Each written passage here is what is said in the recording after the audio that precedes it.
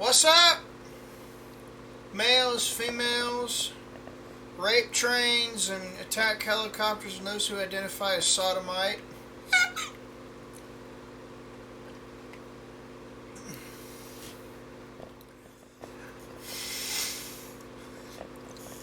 This is going to be episode 5 of the Gameplay Podcast. The Longplay series, Legend of Zelda. And I promise you this, folks, it's going to be wonky.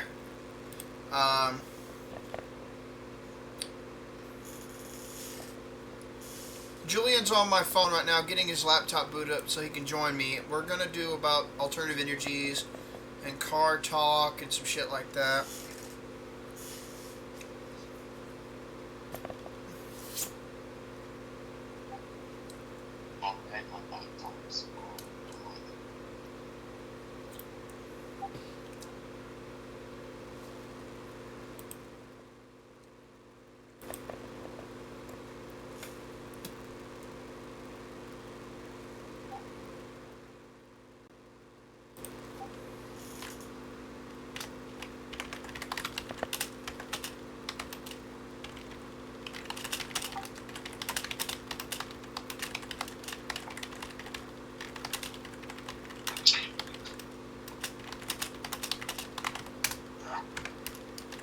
Sign the voice chat Discord.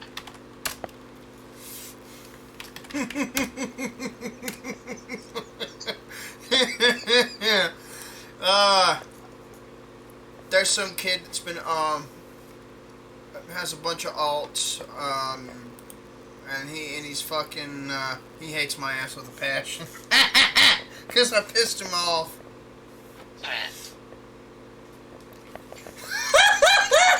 Flickers, you little shit. I'm typing in Bart's Discord. By the way, check out Bart's IBO for Cerule. It's a decent product dedicated to activating adult stem cells for your body's self-repair systems. I do have the references for that if you want to check them out for yourself, mechanistically speaking. I'm going to go into weed protection chambers 2.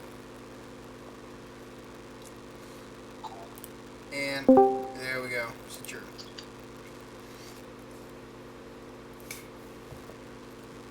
There we go.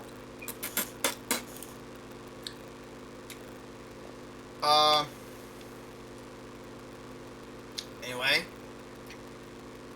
There we go. Let me turn my, there we go, my, hopefully the voice activation. Hello? Oh, fuck me. It's on push to talk still. There we go. There we are. And I'm going to just about right here. Sweetie, sweetie. And yeah, I have Julian here this evening. Hello. And your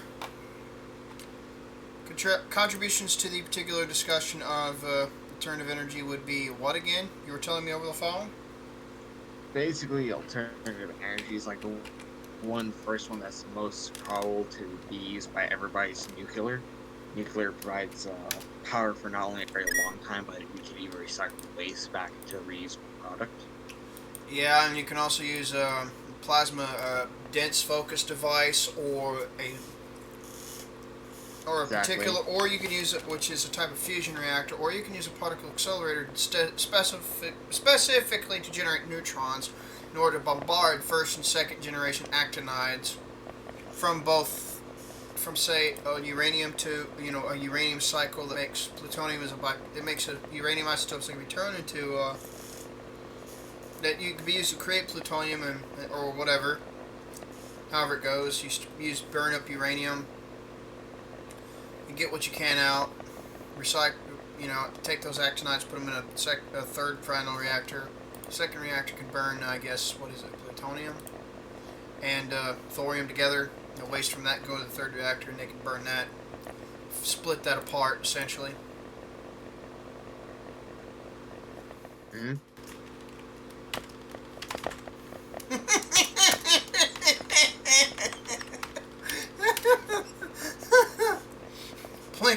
such a little shit.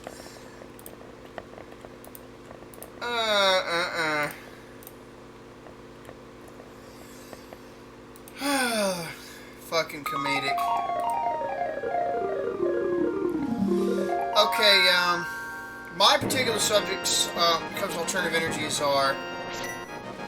People have already heard me talk about conventional farming, how to fix it, you know, to a big degree. But it doesn't just go to corn. You could dual crop cephalobean in different cereal grains and pseudo cereals to boost yields. You can also use certain other legume forms to do the same. Certain combinations work the absolute best.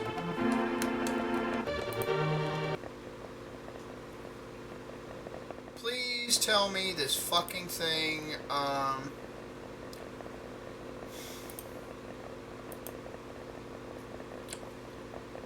no.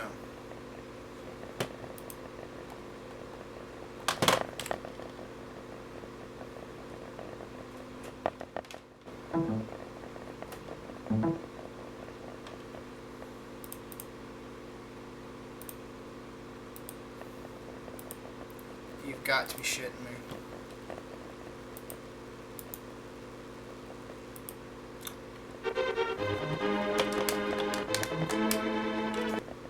Ah, boy. Let me try this fucking shit again.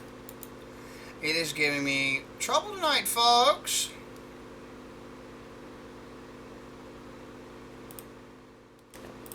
So anyways, I was going to talk about how that crosses over into the biofuel. It actually could generate 3 biofuels if you know how to actually 4 biofuels in and of itself. The way to fix the feedlot system to be regenerative and gradually decentralized due to efficiency increases.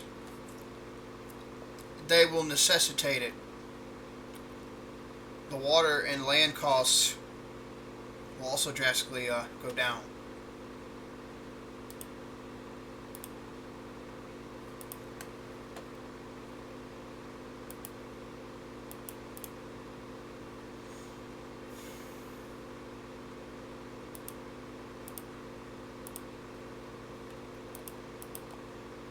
There we go, little bastard. I had to restart it. Been a little iffy on my ass today. Scroll up a little too fast. There we go.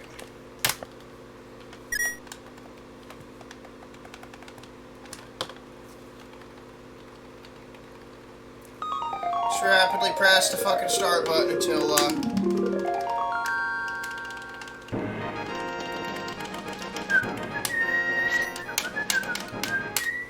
there we go. The character I'm using for this Longplay series is called Fuck Ass.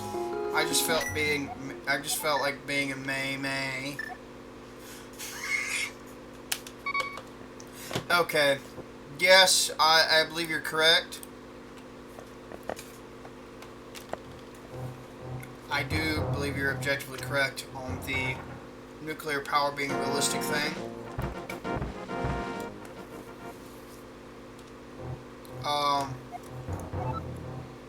So there's also, you can also extend how far you can go with the same unit of fuel, because there are technologies that go back to Nikola Tesla's research about magnification of power. God damn it! Give me a second, actually.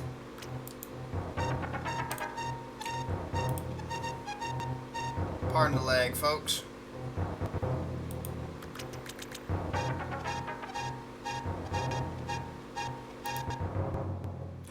Sorry.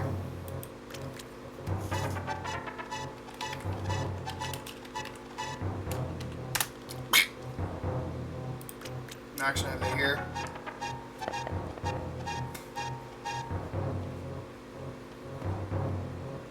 Apparently,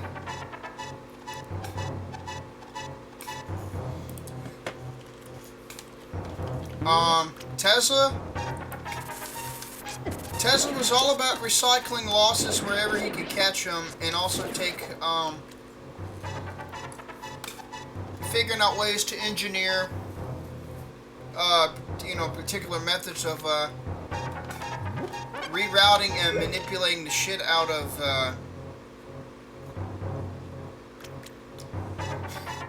various methods of different certain products of certain physics laws, and figuring out ways to manipulate them without violating them, letting them run their course, but alter them and manipulate them to find a way to be able to use them.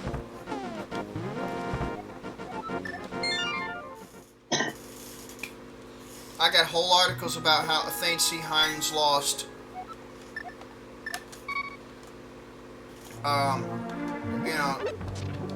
media, like any degree of coverage from the scientists out there, because he basically insinuated lingo that told people, oh fuck, he's talking perpetual motion. It's impossible. Even though a couple of independent scientists and researchers admit his technologies could do some shit, but they were scared of it. They were skittish of some of the implications already, but when he said that, they cut all ties. And that's why his patents got outed as, ousted actually, as perpetual motion. Even though they're not, it's just, all the things in the laws of conservation are still conserved, like energy, charge, and all that other stuff's conserved, but the thing is,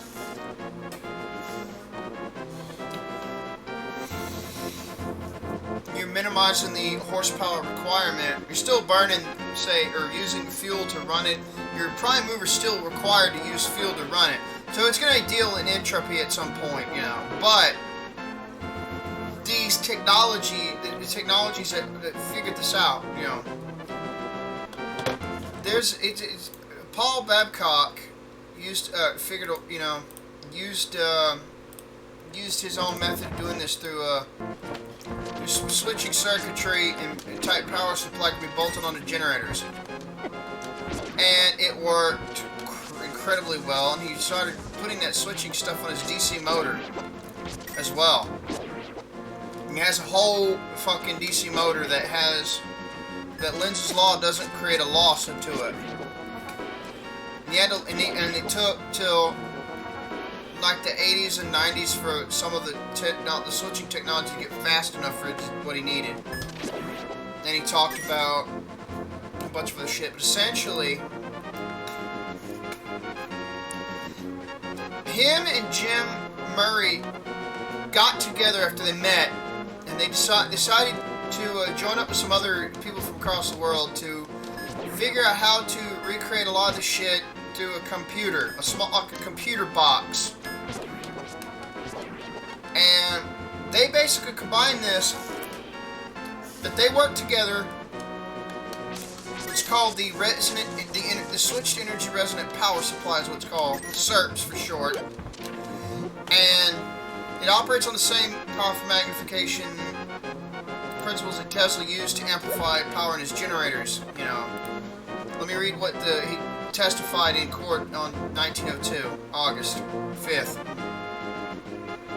Before the Commissioner of Patents, in a matter of interference between application of Tesla's filed July 16th, 1900, serial number 23,847A, for lowercase a, by the way, for systems of signaling, an application of Reginald A. Fessenden filed, etc., go on that, for improvements in transmission and receipt of signals. Did another patent on this. Yeah, I'm gathering rupees and shit.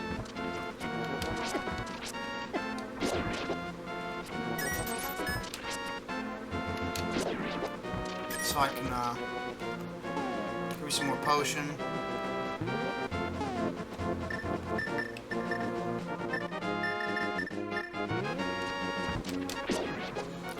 And essentially what happened was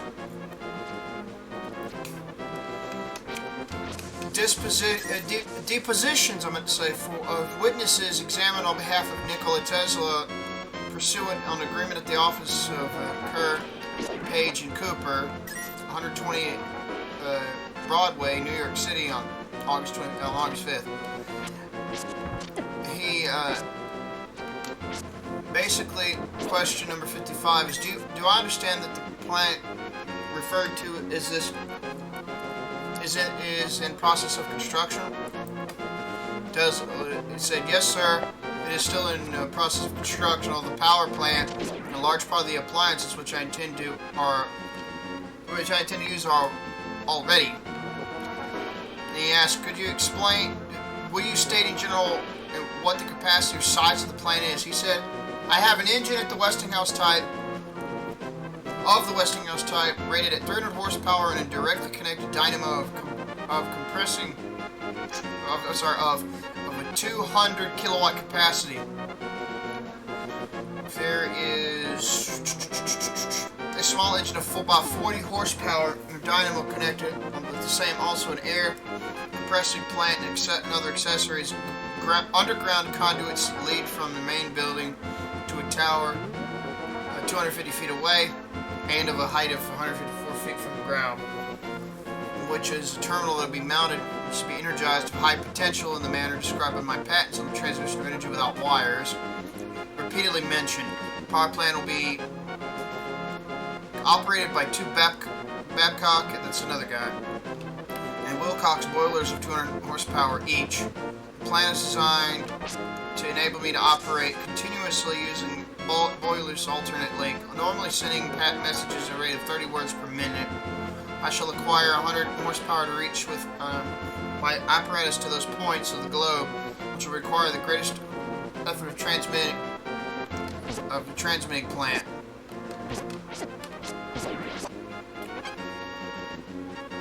The power generator will be transformed in high-tension transformers, peculiarly arranged and housed and used to store energy in condensers of special construction. He's talking big capacitors, folks. And the vibratory energy of the condensers will be employed to excite the transmitting circuit or circuits by certain novel processes. By a certain set of novel processes, that to say. The energy of 100 horsepower will be used so as to deliver into the Earth power at the rate of from 5 to 10 million of horsepower. He said, is this plant you are now erecting at Wardenclyffe, correct? He said, yes. Was and is this plant designed operation in accordance with the invention of your application? Yes, sir. Only the devices which will be used to carry to a higher degree of perfection and made some details differ from those illustrated in my application. Tesla used an example of power magnification described under oath. 5 million horsepower out of a 100 horsepower boiler-driven generator systems, basically. And 100% demonstrates a gain of 5 million percent. That's incredible, right? What do you think of that, Julian? Pretty good. Pretty good. That's what Tesla did. He discovered some of this on the use of, on the eddy currents, particularly with his advancing of the unipolar dynamo. His use of the unipolar dynamo was absolutely fucking incredible. By the way, if you can't see this right now, but I got my blue potion I needed to get. And I killed a bunch of corrupt knights again. And I'm...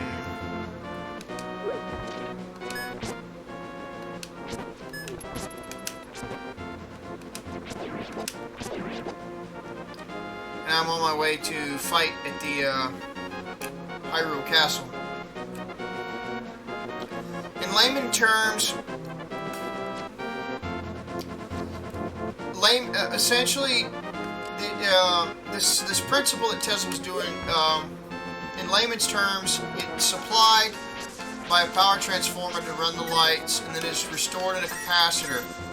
the capacitor is then directed back through the lights again to the power supply in a way that neutralizes the load to an extent seen by the power supply.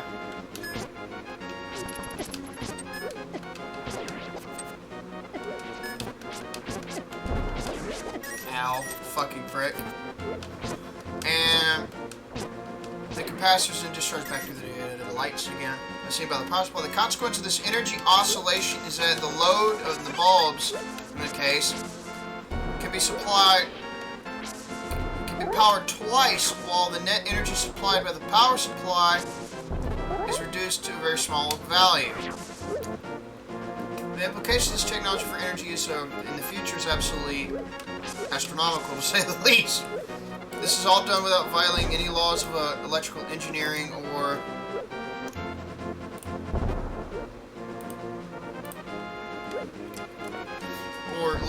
physics, or any of that. It uses all completely standard electronic components.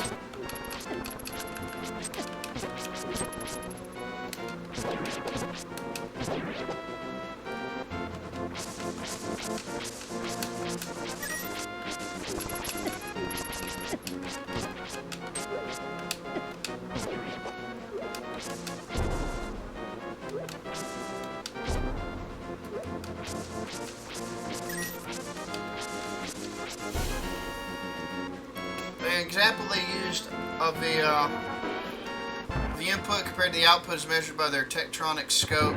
It shows the graph. The graph is what showed the SERP's energy power supply system.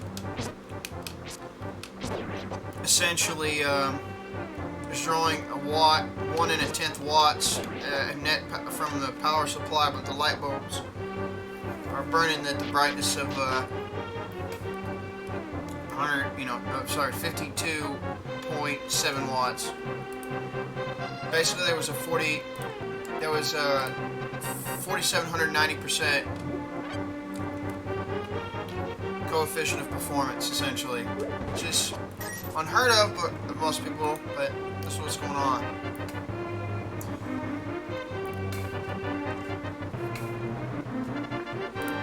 Basically, what they're doing is they're taking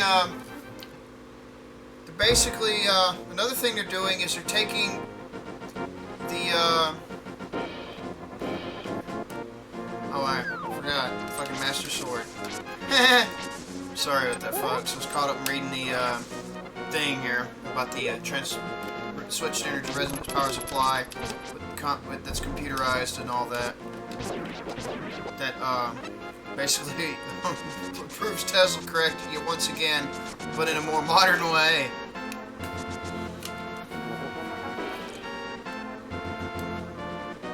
They took fucking decades, both of them individually, and then brought it together, works together, and came up with this.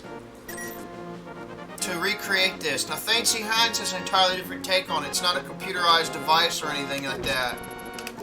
But imagine capturing Lenz's law, letting Lenz's law take its course, capturing some of that back EMF and discharging it back into the generator, so it slightly motors every fraction of a turn.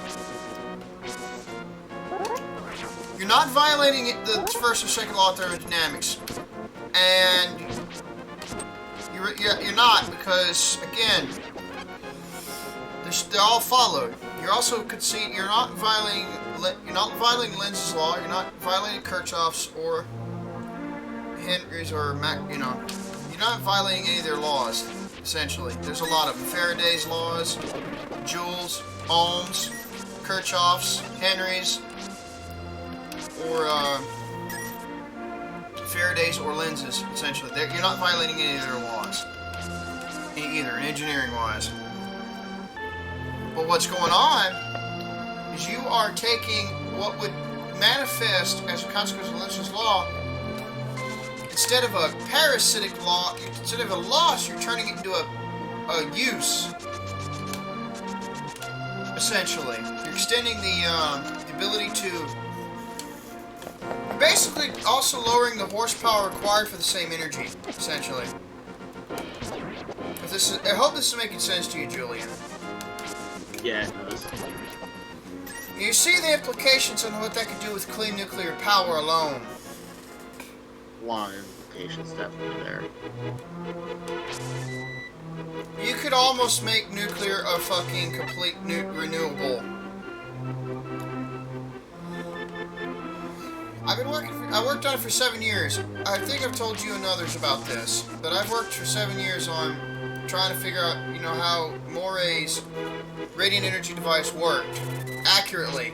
No ZPE polarization with no effort, crack pottery, none of that bullshit. It's not an atomic battery either, but some engineers have hypothesized that. But problem number one, atomic batteries constantly put out. They're built a specific way. None of that's what Moray did. You can use this. There we go.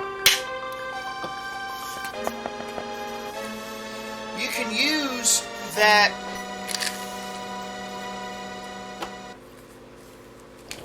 You can use the.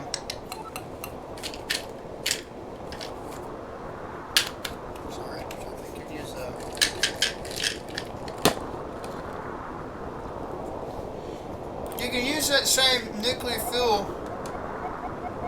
and go multiple times as far with it. Because you're reusing what would normally be a loss due to Lenz's law and shit. You're letting it manifest, but you're sending it back into the system as a recyclable loss somehow, with the right switching and timing and electronic circuitry and shit. What they did is they computerized it. Oh shit.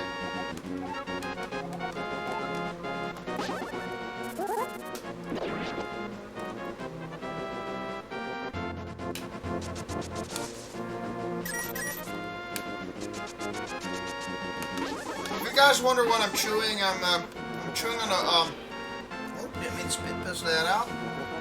Oops. Oh fuck. That was accidental. I'm chewing on a peppermint oral probiotic.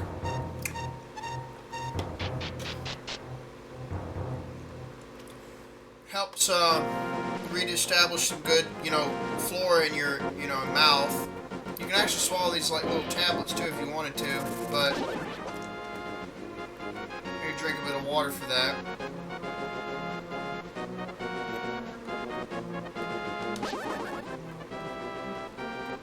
Fuck. I forgot my way around this so much, and I played this multiple times. So yeah, power generation is could be advanced through this. These guys, like the team of Murray and Babcock, are not the only ones who rediscovered the shit. Millennial Research Corporation had a team of scientists, engineers actually, inventors. They rediscovered the shit, but in their own way, and they were going to reapply it, and it was called the magnetronic tech. And those particular engineers died in a plane crash before they can get it to market. But so horrible tragedy. The same technology is being used but done differently. And the way they built their generators were also drastically different. But the principles still applicable and they work the same way. So, it's incredible stuff. And the other, like I said, Fancy Hines figured out how to do it in a different way. Much more simplistic. But you can use the same approach he does, but wire a fucking, but you can take a delta wired AC system and you can essentially wire a very efficient, what's the term again? An amorphous metal pulse transformer, essentially, or flyback transformer, something like that. Possibly to catch the back EMF and do the same thing to a generator. Ideally a delta type, because the triplet harmonics are suppressed, such and such, which helps prevent some shit going down the lines, which we're vulnerable to now. And if you make the electrical grid system more closed, it's not going to be receptive to EMPs. In fact, I think one of your best options when you go from a delta generator, delta transformer, first set of delta substations, secondary delta transformer, second set of substations, going from point A to point, fucking D or F, the transformers that come after that second set of substations should be a delta to Y type system, and then continue on being Y hour, because apparently you can increase the, you can deliver, 173% more capacity, transmission capacity could be done this way. Or you could do a zigzag Y connection from delta, and it would work. So there's some great implications here.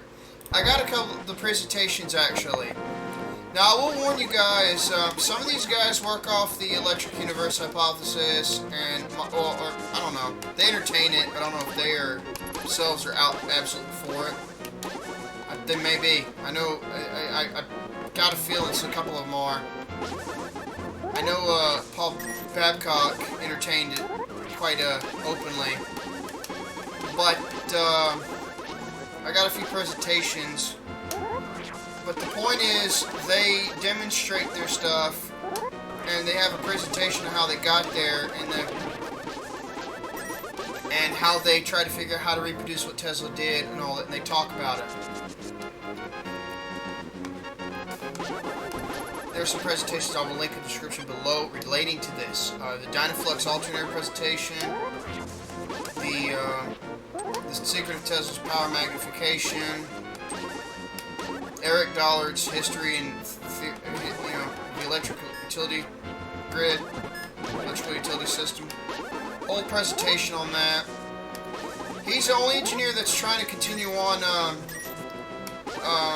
Charles Fortescue and Charles Purdy Steinmetz's works. But these have some implications. And modernize them. There's the only electrical engineer that's actually doing this. He actually knew the guy who invented the TV and his son, Farnsworth Jr. Yeah, he knew the guy. So, these generating technologies have serious applications, and there's something interesting I want to see experimented on by the on behalf of the bitoroidal topology transformer core.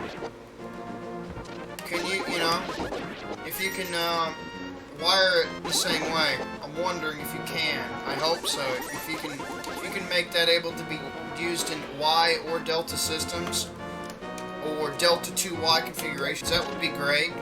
Not gonna lie.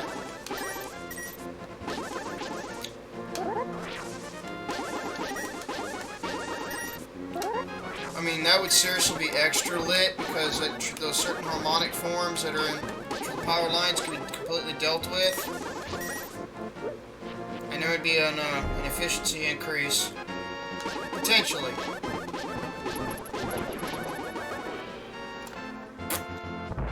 So anyway, Julian, I've said enough for the moment. I explained to the people watching about this stuff. You got anything else to contribute? Because I don't want to... Yeah, I mean, a lot of the energy sources you point out, I would kind of want to spam on the one thing where you said that it can avoid the EMP issues. That is a very important thing to know in the modern century, because I guarantee you the future wars they're going to be used are not really going to be nuclear. It's going to be more so devices that disrupt the electrical system of the nation. Yeah, because that's what's going to likely happen, because, again, if you look at the, I got if people have fear-mongered, I mean, not fear-mongered. They actually bought into those who fear-mongered and thought of it on their own as well and thought, oh god.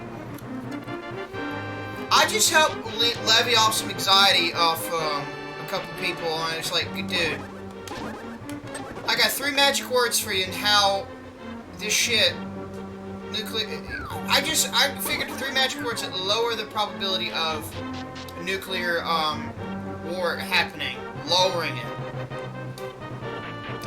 And I'll tell you how that works.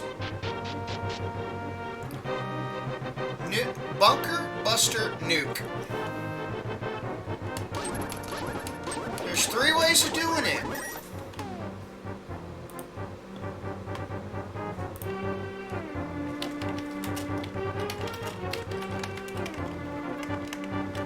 And it's quite comedic because most people don't get this. Nuclear, or you can call it a nuclear bunker buster. There's 3 ways of doing it. They either they can use explosive force to help maximize the penetration to blast in a bunker. Concrete structures, no matter how thick they are, and if there's metal plate around them and in between them and stuff, they still can be drilled through to some extent and blasted through. Go back behind the honey jar. Also, please shut the door. And thank you. And so that's one way. They can start drilling in and then just drill in, and then when it starts to penetrate, it detonates off and nukes off, and it finishes the drilling act, essentially penetrating by explosive power.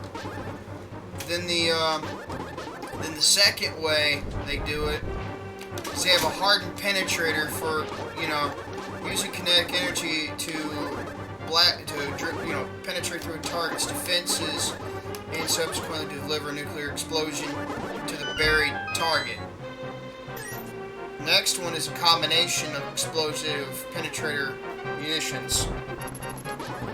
So the second one is when they drill through all the way, and then when it goes all the way deep enough into a silo or a bunker or whatever, it just nukes the fuck off and just obliterates.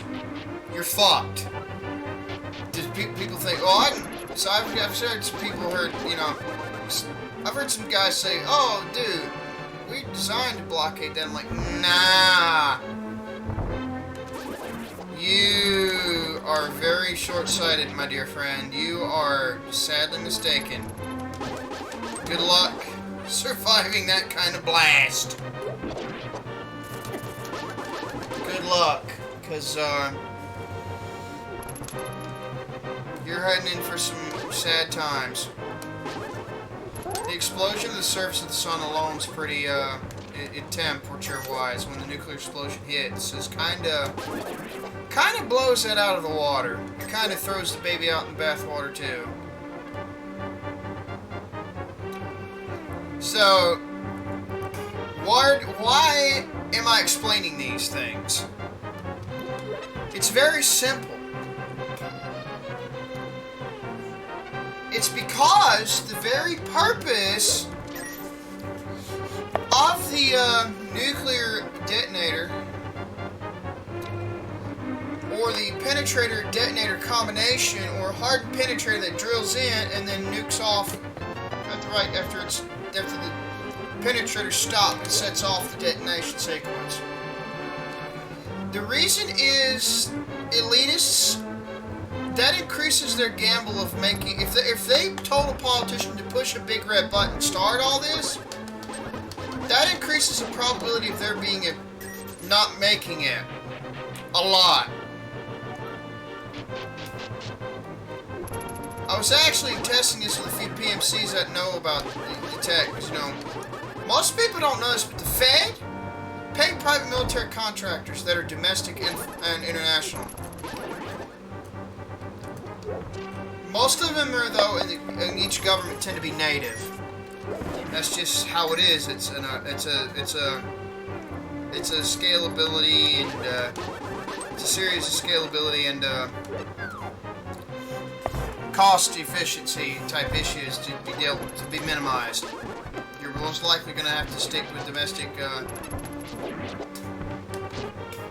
you know, in the, essentially in the fucking closest to you headquartered contractors. That's just the way it is.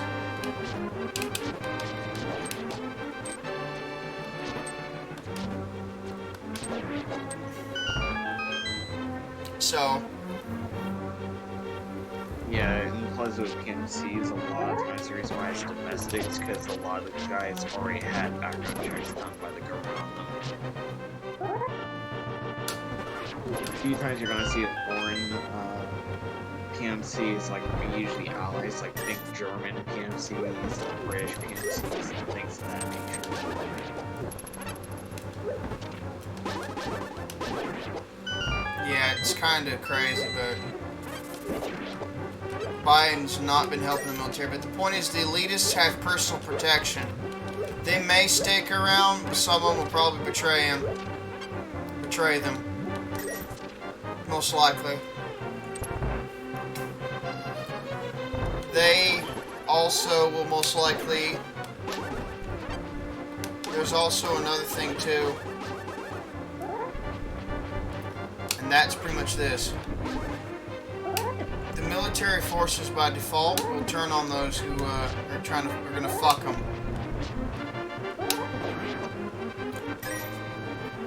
A lot of the military would turn on them.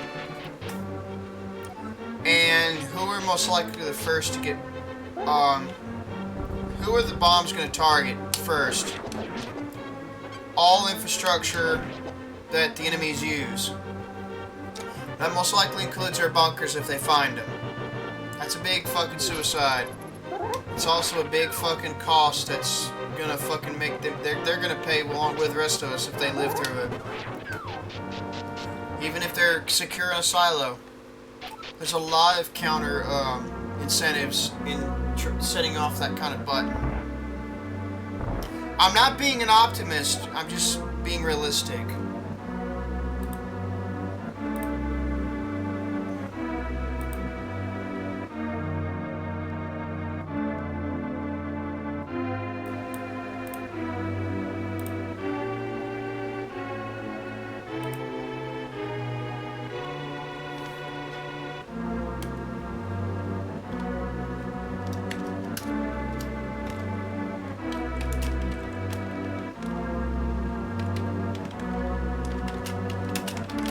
Sorry, I was typing to somebody.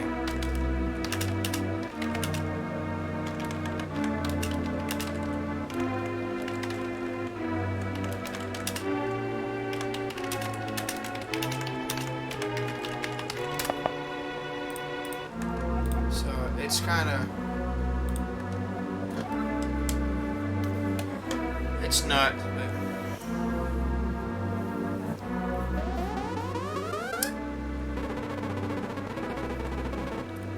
There's a lot of, yeah, so AMP type tech is going to be, I think Julian's on the right track. It's going to be the most practical and cost effective and least gambling, you know, have the most minimal amount of gambling to, you know, to do. To initiate the same kind of fuckery type, you know, effect. Julian's also on the right deduction track. Logical deductive track.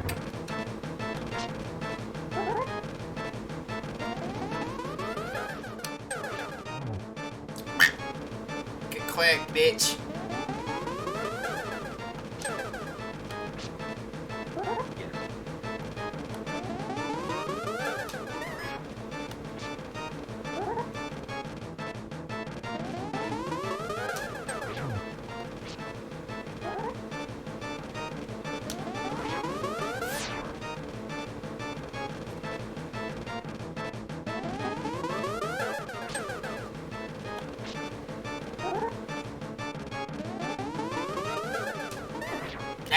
Shit, that was in the wrong position.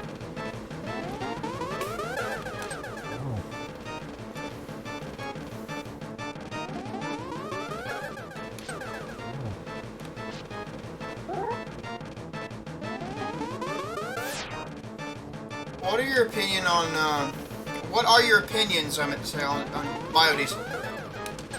Biodiesel. I'm not as familiar with it, but I wouldn't be entirely against it, depending on how it's applied.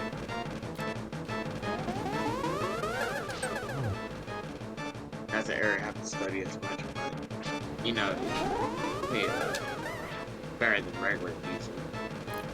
Yeah. The only issue is, in certain applications it can have a very high chance of increasing nitrogen oxides a little bit. It's one net negative about it. But that can be fixed and adjusted. There are multiple engineering tricks you can use. Definitely, like, looking at how it's made, because I did a quick research, for looking at depending on how, like you said, you set it up and then address the positive nitrogen, you can have a very decent usage for it. What you're going to have to look at is, first off, there's only a couple of biodiesels that have a lower nitrogen oxide emission combustion effect. Number one. Number two, one is hemp seed biodiesel. The other is neem biodiesel.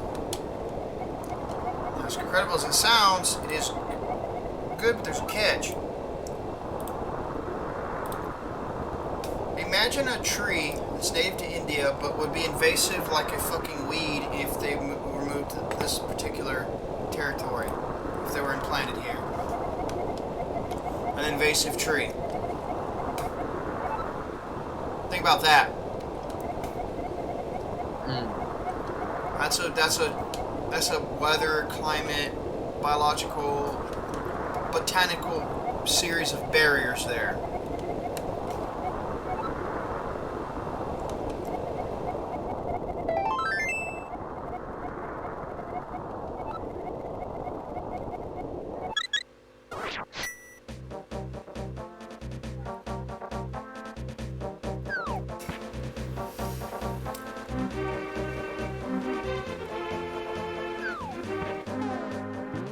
Another piece of heart.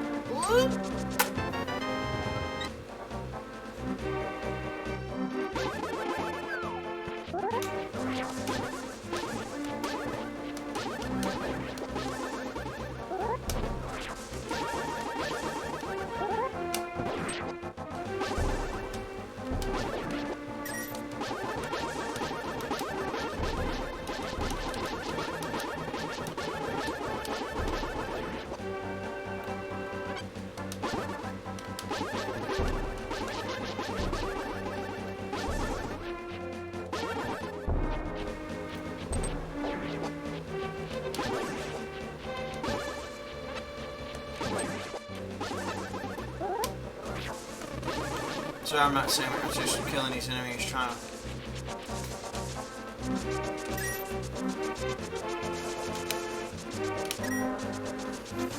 Well, I guess we'll just extend this episode a little bit. Since I already killed the, I kicked Aghanim's ass the first time. If you actually have already played this, I'm sure a lot of you know Aghanim is just a loophole between the barrier for Ganon to bypass the barriers between the Sacred Realm turned Dark World and Hyrule. He's just an alter ego of Ganon's to take the form of to do so. You'll know, those of you who've already played this probably already know this. Those who have not, I will tell you. I'm not going to spoil how you find out, but you will find out. Don't spoil the info enough. Unless you go look up some website that talks about it, which I'm sure somebody will, just to spoil the fun. Ruineth the pride.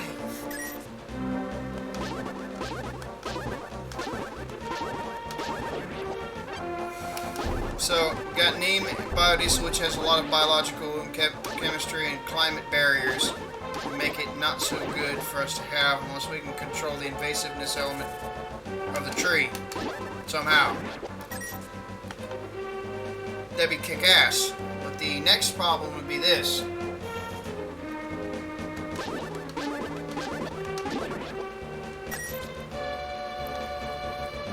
Ensuring we got the right nutritive,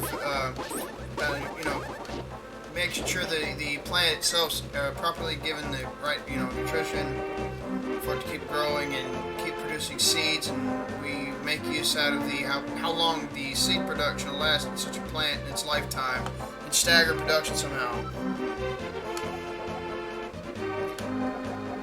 Yeah, you little fucking bastard, I will.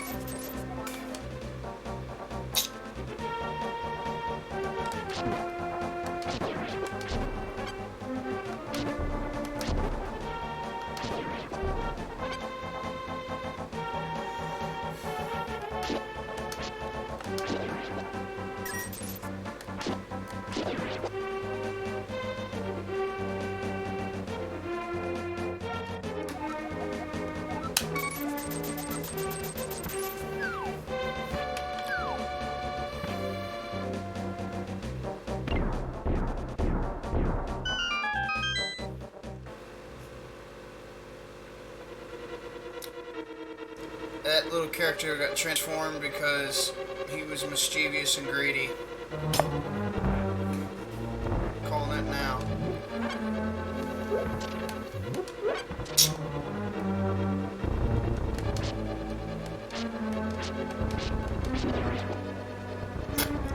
Take that, bitch!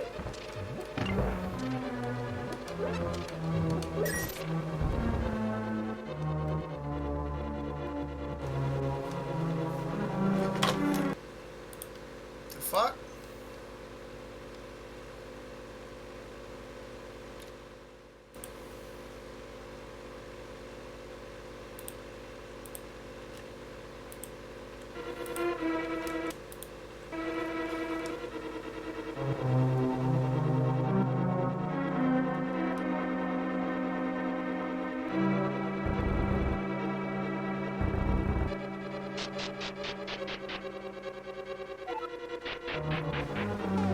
This will come in handy.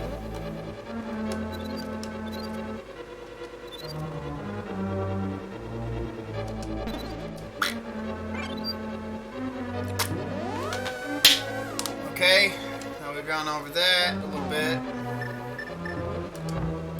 Sorry about the pause, I'm just playing as well. I'm trying to not die. And,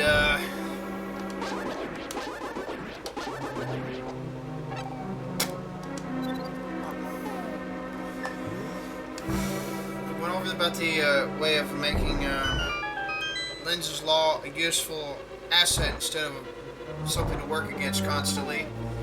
We also went over how to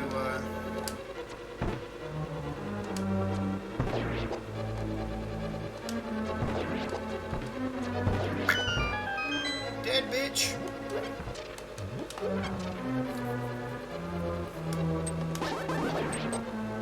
Ah, fuck. Fuck.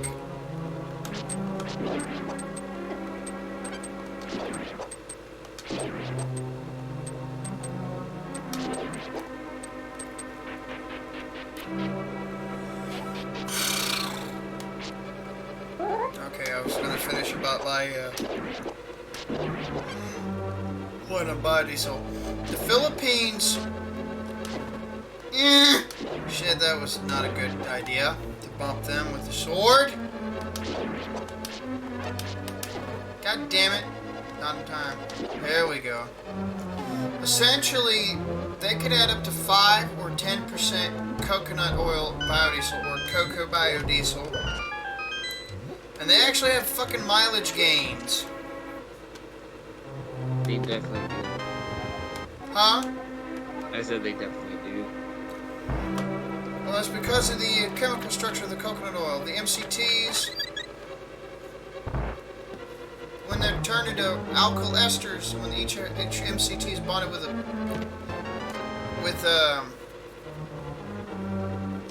mean, there's a tiny ass bit of fucking monounsaturated fat too, you know, but still, it's like 90 something percent fucking MCT saturated fat.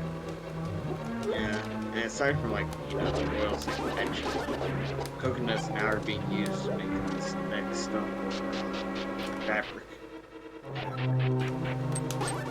So to do that, but it has a lot of the combustibility and distillation ranges of a lot of the diesel hydrocarbons to some extent, but it's also oxygenated. It has a better ability to lube, and they also when they did this, they tended to coked up diesel injectors.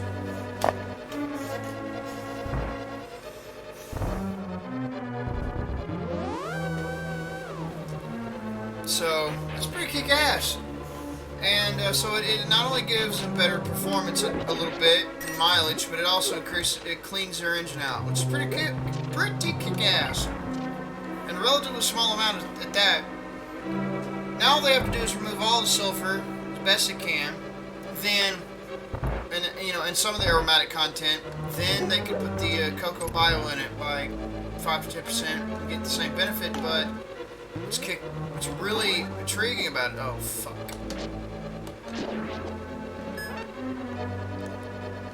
Sorry, I'm trying to run away from these, I guess tortoises or turtles, whatever the fuck. I mean, that's what they are, essentially. I don't know what the fucking retarded-ass names that the Zelda games have for these particular ones. Yipes. Fuck! You little bastard!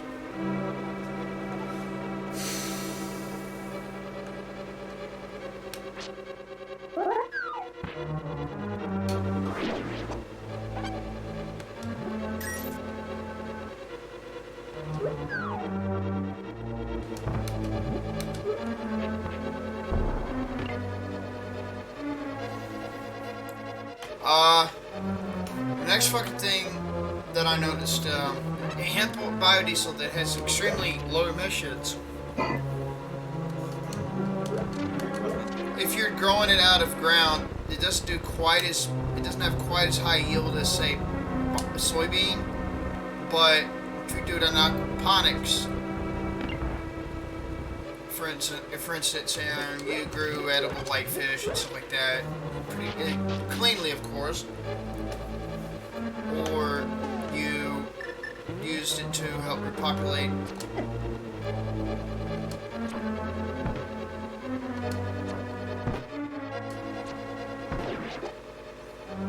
Sorry, I'm trying to fight these monsters here. Motherfucker.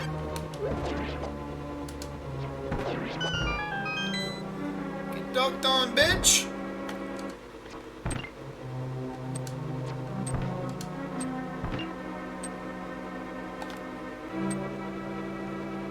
Okay, there we go.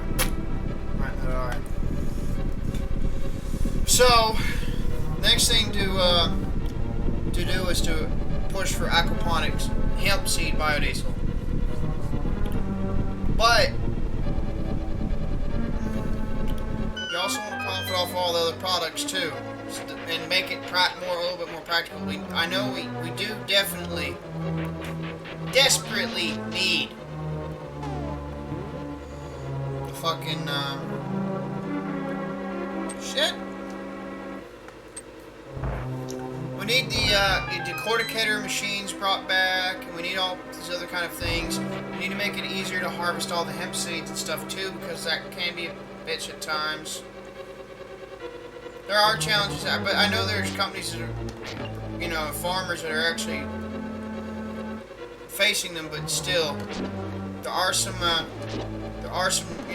things you gotta really know what you're doing when you start harvesting hemp.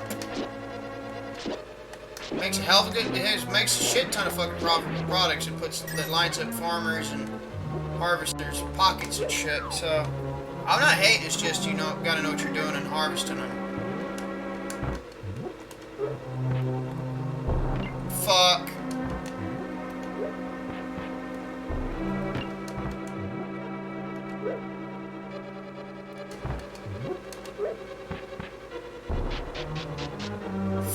fucking what the fuck?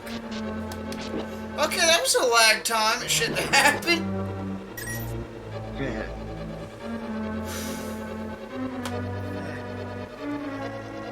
Where am I gonna go?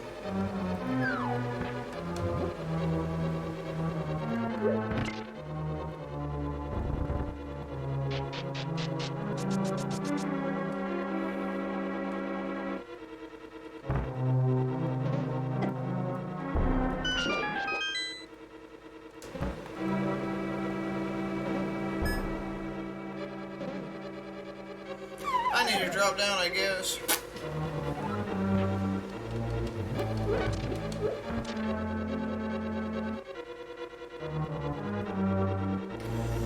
So...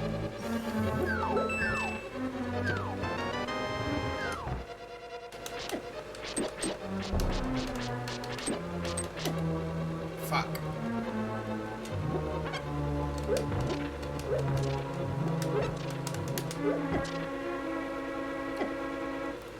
God damn it! There we go. You're going to handle me, little bitch. And there's that. Another thing too is, I think if you have like in the biodiesel, if you're using just neat biodiesel, there are a couple tricks. Like you can adjust certain injection pressures. You can also basically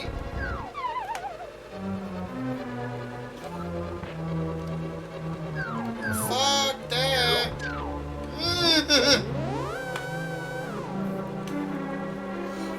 You can also you can lift the nozzle up slightly, ever so teeny bit.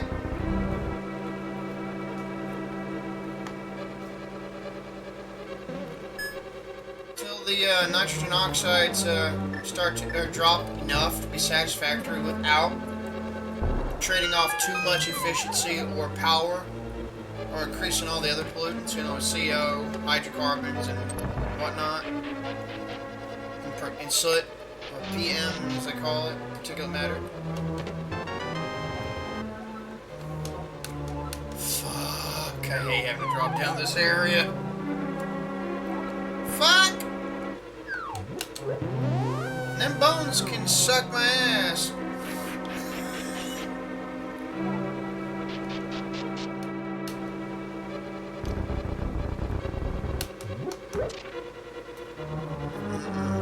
They're a pain in the ass.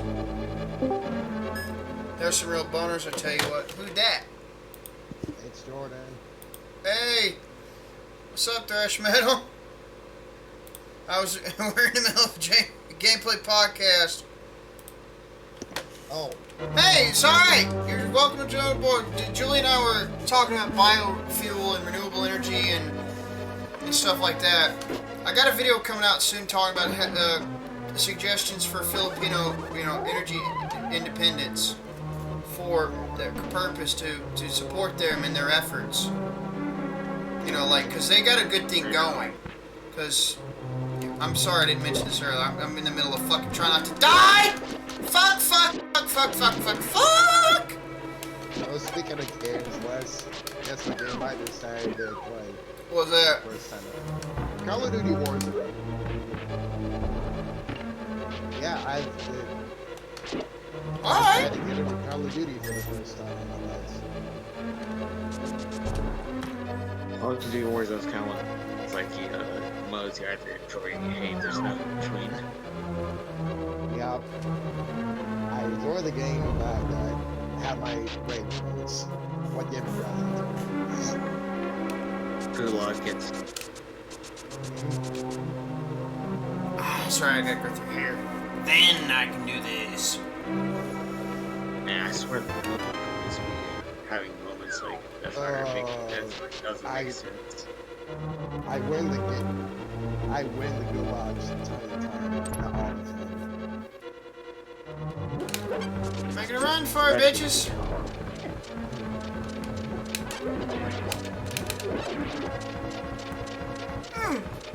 That was close.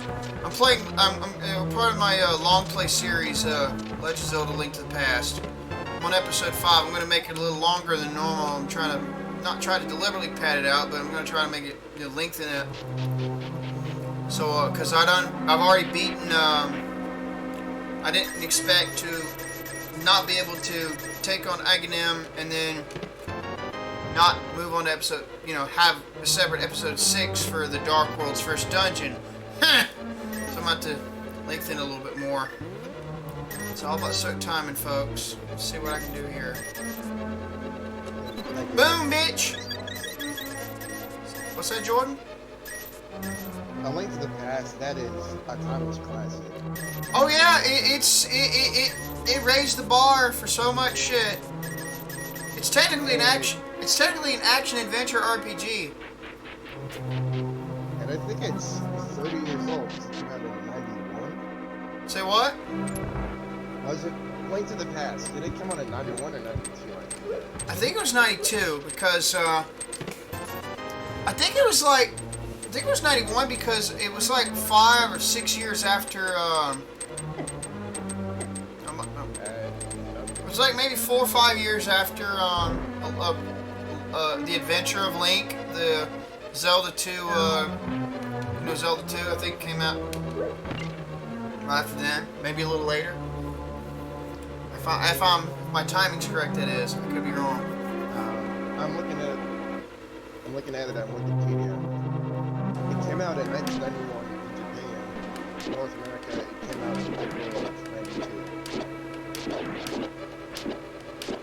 So in Japan, it's 30 years old.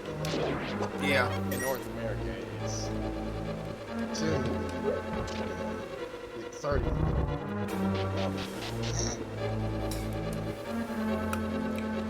Yeah, it is.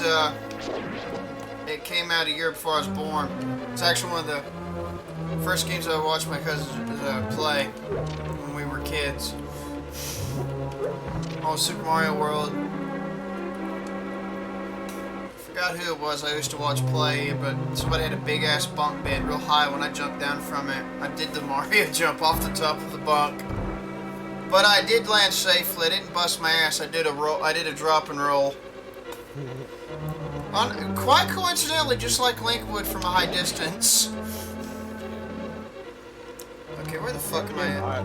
Another game I was I played Super Smash Bros. On the Wii all the time back in the day with my little brother. Yeah.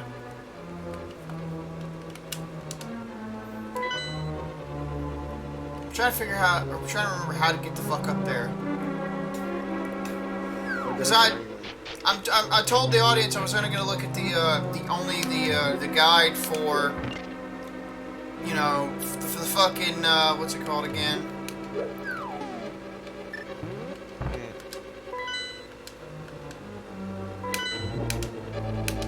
Fuck that! Too late. God damn it! Sorry.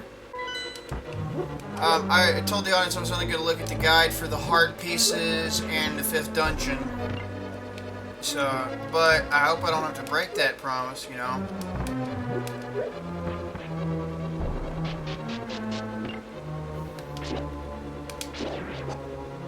But again, I'm not sure. Okay.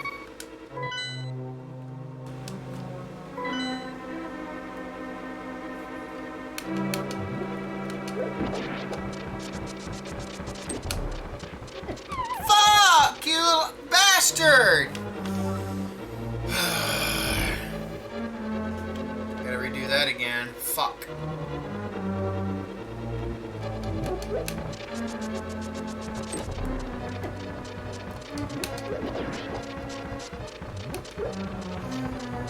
What was that other key for that particular room? D. What the fuck is it?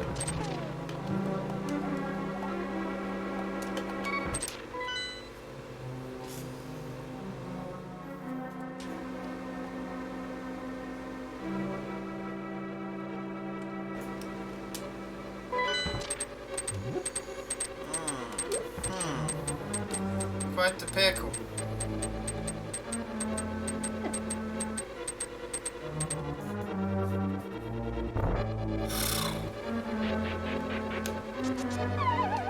Fuck. was not smart. Alright.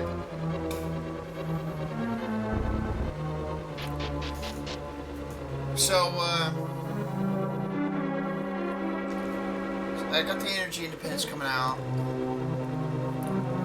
Biodiesel, I forgot to mention that there's a really, really kick-ass property about biodiesel, and that would be, in particular, biodiesel. Diesel fuel requires oiliness to it, so it'll keep the injection system, the pumps, the injector nozzles, and the plunger inside, and all that and the pumps and all that to be oiled up properly before it, and the way that, it also is supposed to be low volatility or no volatility, one of the two, ideally the second one, but the way diesel works it's when the air is sucked into the engine and compressed so tightly it goes supercritical. The fire pistons work off this principle, and then your supercritical fluid mechanics work somewhat off the basis of this. Well, fuck me. Anyway.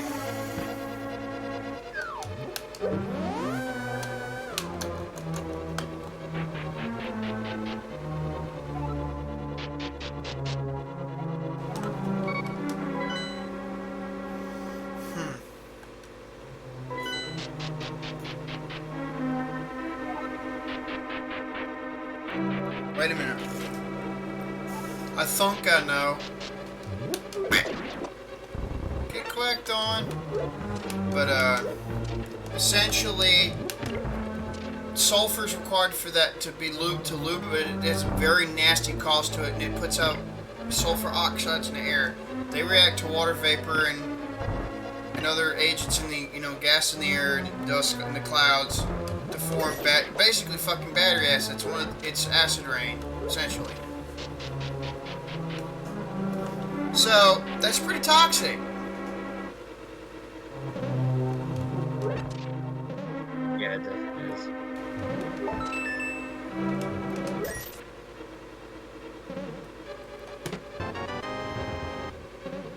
Found it. Now we can go get the hammer. Magic hammer. I got a magic hammer right here, girls.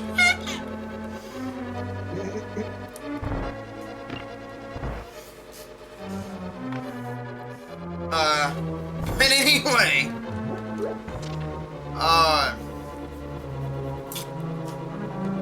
it's about to be acquired pretty shortly. So that was another kick-ass property that biodiesel has, is just 2%. This lubricity of diesel fuel that it's added to, like 1% goes up to, like, I don't know, 65%. So it's 65% more oily than it was with just 1% of biodiesel to it. That's pretty kick-ass. So that's just crazy. And then 2% is just absurd in how oily it becomes. Not absurd in a negative way, it's just kick-ass. Hey. Hey there. It's been a while. Hey. I'm part of the, doing a podcast. Oh, so this is live? Yeah. Yes. Oh, great. Howdy, everyone. Howdy. Can't complain. Julian and I started talking about alternative energy stuff. He had inputs. And, about nuclear power, and I pretty much agree. Also furthered that there's ways to extend the use of the nuclear fuel and cut, horsepower requirement to make the same electricity. Doesn't violate anything. You're still going to burn the nuclear fuel. You're still going to need a prime mover, and you're still going to have entropy, but just consider it delayed a little bit.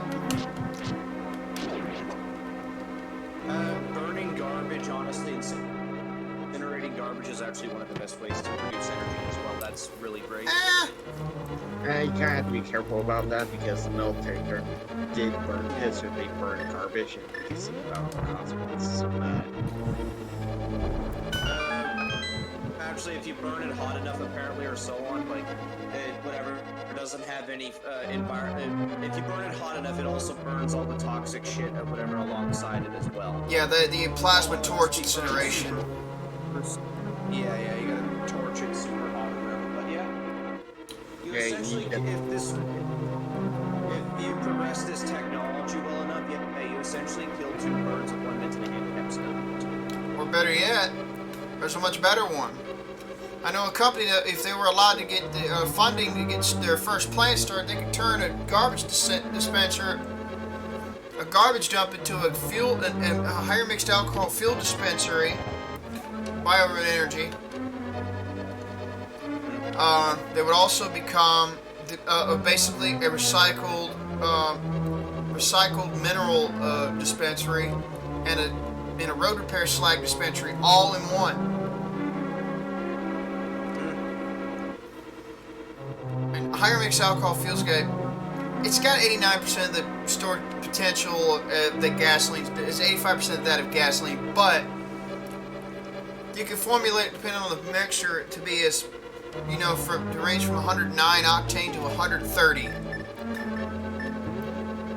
The only liquid that has that kind of high octane is fucking natural gas.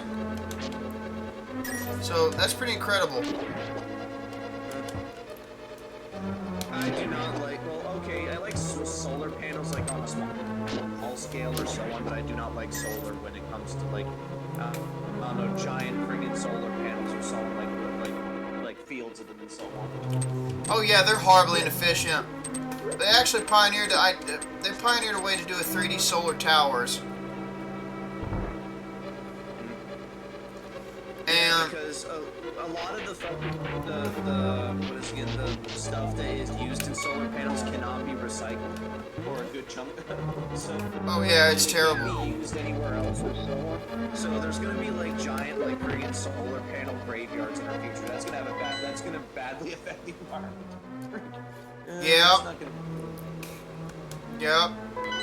It's a shitty policy choice. Yeah. When have tyrants ever been efficient at making choices or so on? Never. They've never. Never. The only time they're really good at making efficient choices is when it comes to militaristic stuff or so on. Or killing fuckers. Or instilling Stockholm Syndrome in the masses. Basically, even then, private militias can sometimes do a lot better. There are times when that happens, and also they update their tactics so well to the current time. Militaries have a hard time keeping up to date with their keeping the technology and tactics all the same. Yeah. State militaries to be specific. Yeah, PMCs tend to be outdate them, keep updating, outclassing them and shit. Yep. And then you got militias that be kind of memes in themselves. It always depends on the militia force and how seriously they actually take it.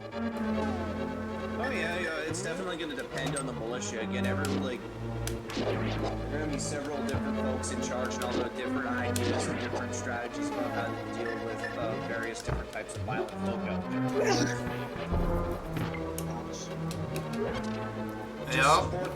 Support the militia that's the most efficient around you, I suppose. Basically. Another thing too, since we were on renewables, I was talking about biodiesel in particular.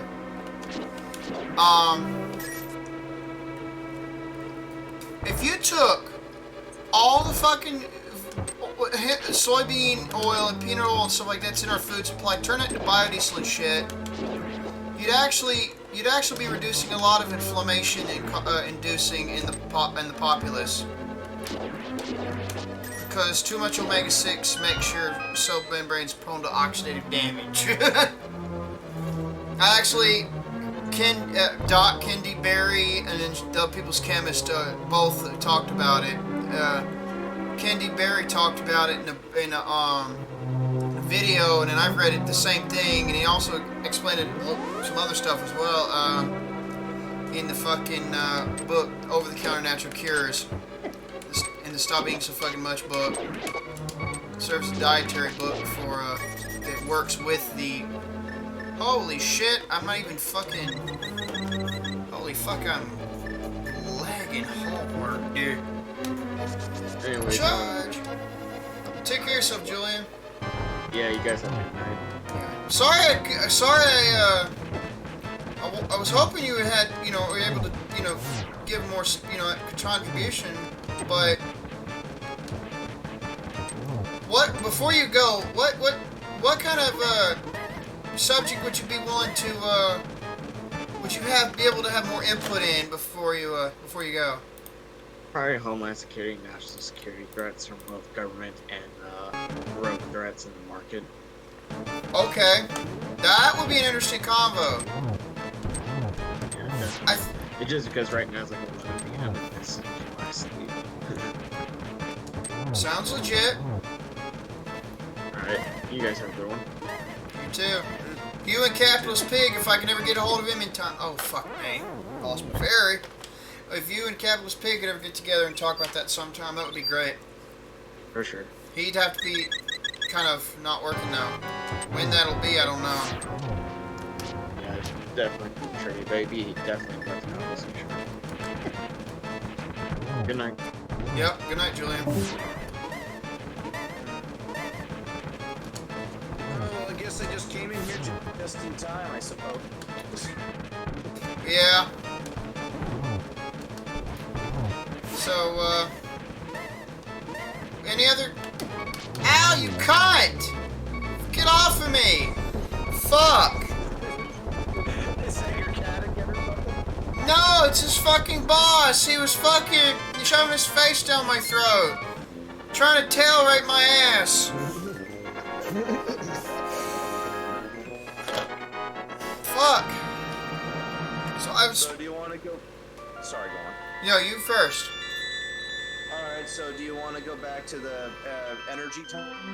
Yeah. Or do you want to What? go on to the militia? Yeah, let me... Or energy, I guess, energy. Yeah. Oh, fuck. I forgot to adjust volumes on shit. I hope it turns out okay. Windmills are also the same story as solar panels.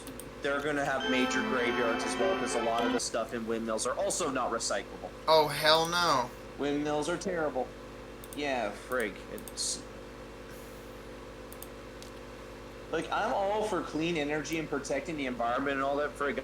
I love the woods and the trees and all that stuff, whatever. It's like my favorite, like, biome, I guess, or so on, or whatever. Or, like, type of, like... Biosphere, essentially. Yeah.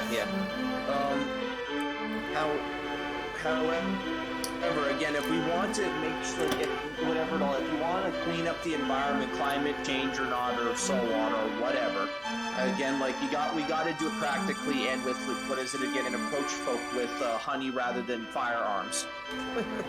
Yeah. Why do you think I talked about bio-root energy? Why do you think I talked about taking all the seed oils, like the canola, the soybean, the peanut oil out of our food supply, turn it to biodiesel, and start using palm because you start using palm kernel, red palm, coconut, babasu palm, and animal fats again. That would be better health-wise long-term if you're vegan and you want to have something cooked in it. Use the other plant-derived fats I listed. Hell, real avocado oil that's not denatured or cut with anything, which is hard, by the way, to get. Good luck trying. It's a pain in the cock hole. Actually refined once or twice. Tends to have a high smoke point of 500 degrees Fahrenheit. It's pretty fucking impressive.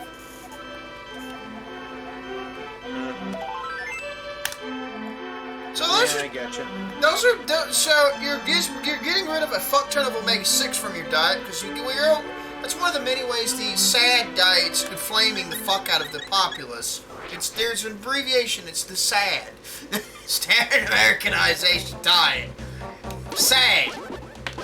And the only reason the vegans feel any better is they're breaking away from the SAD and are getting a high off of, oh, I'm getting rid of this inflammation.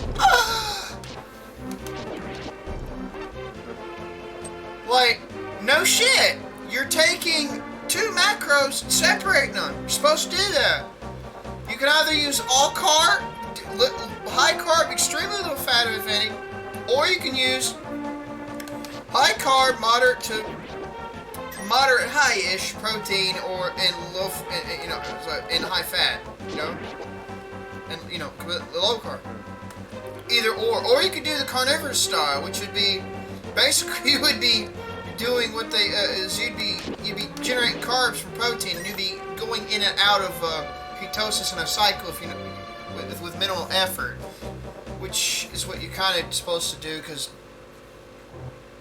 well, to put it bluntly, I'm not gonna lie, you'd have to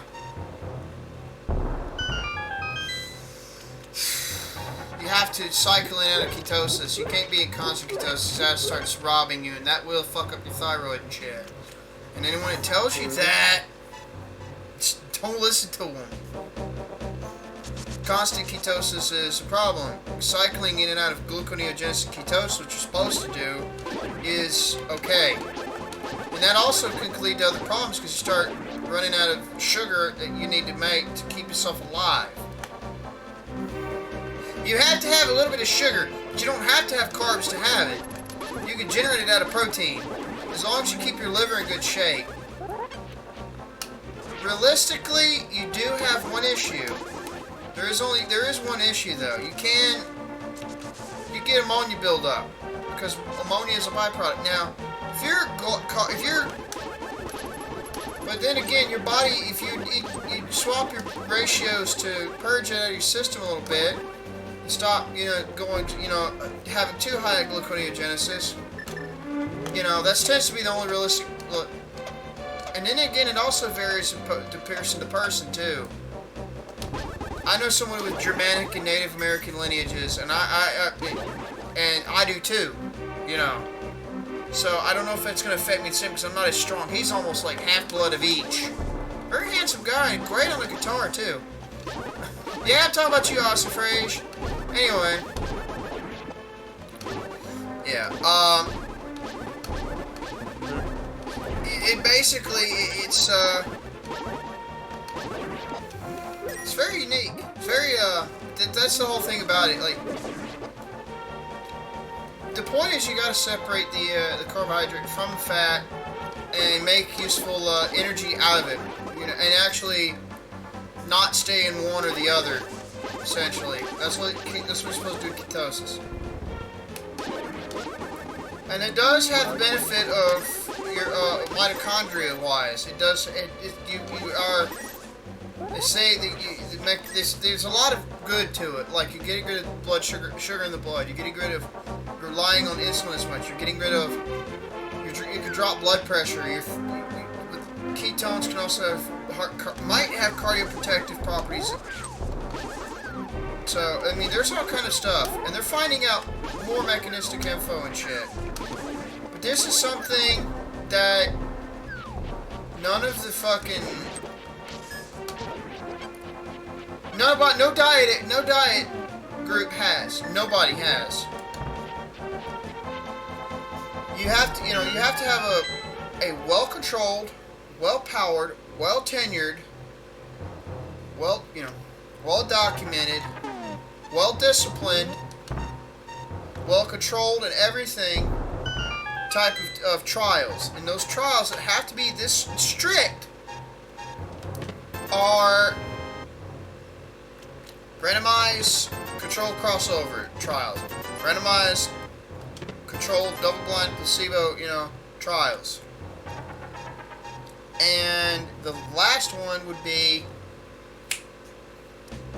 and they have to be, to get a decent metric of predictability, you have to have a certain population size to make it, to be able to do the right math to actually get the appropriate numbers to see across the board, right? It's got to be a certain bunch of people. Or the last type to have to be of the same strictness, the type of study would have to be an interventional study.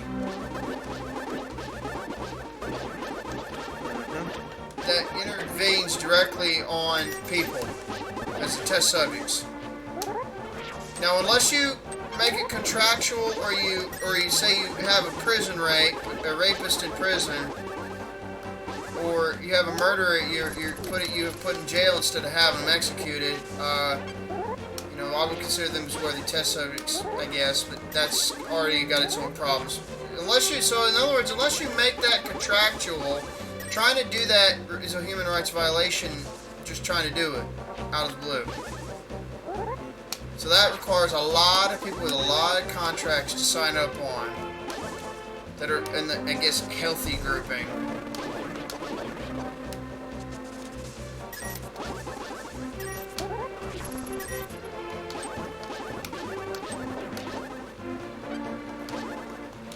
Excuse me. Alright.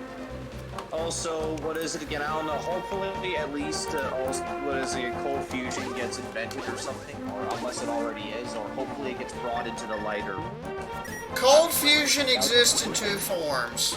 As controversial as I'm going to sound before I say this, I know I am.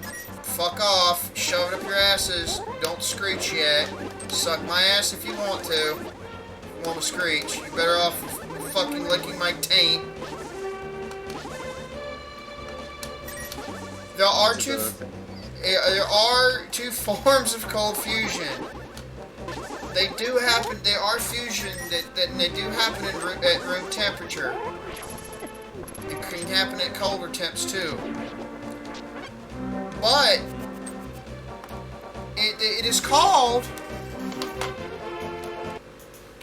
It is called. Oh, fuck. It's called Muon Catalyzed fusion. The problem is to generate Muon, which is similar to an electron with much higher density. It takes a lot. The energy input to do such a thing, to generate those, is, say, whatever particle physics we have, is way more than it's worth in the gains.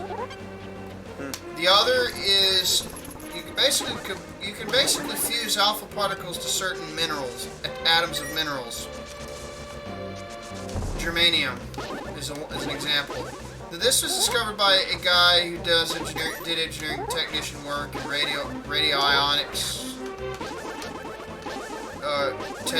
type research, and he basically figured out how to use the charges given off by the fusing it's an atomic fusion of sorts of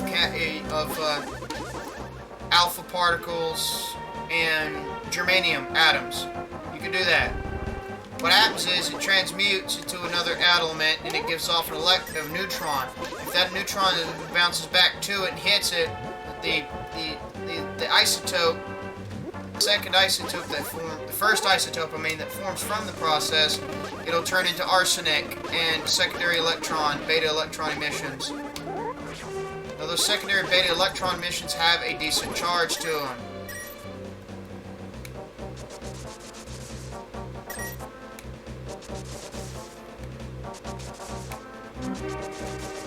So cold fusion does exist. It's just knowing how to use an atomic battery built around harvesting as much as possible off of that, secondary transmutation electron charge, essentially. Easier said than done, but I know it's possible. That's the way to harvest cold fusion practically. That's the main, easier to produce form that exists. But you gotta have thorium or uranium or both to do it.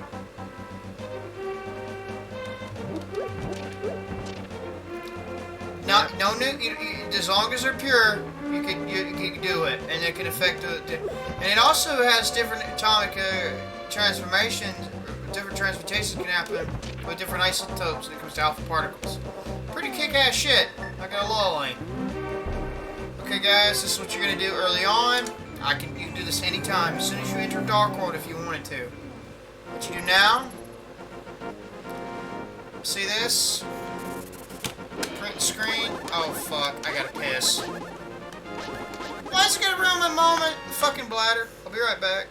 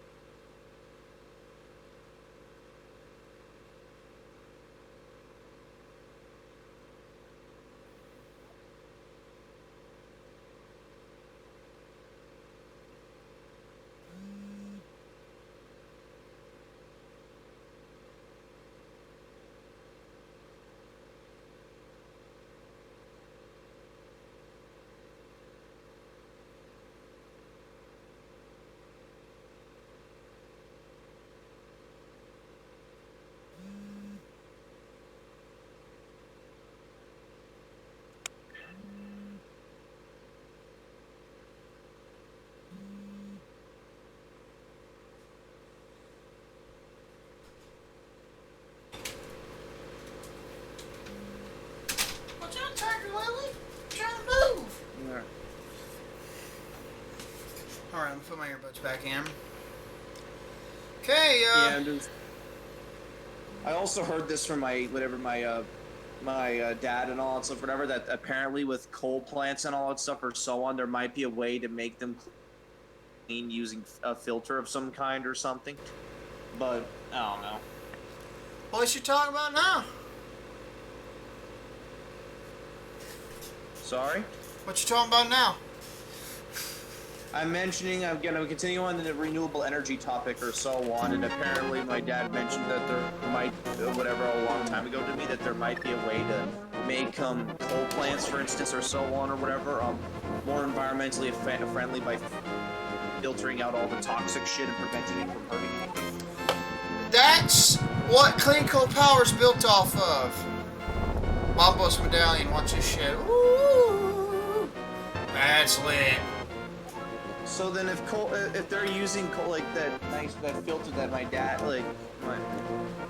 my dad is mentioning on coal plants nowadays or so on or whatever, then why are people still flipping their shit over it?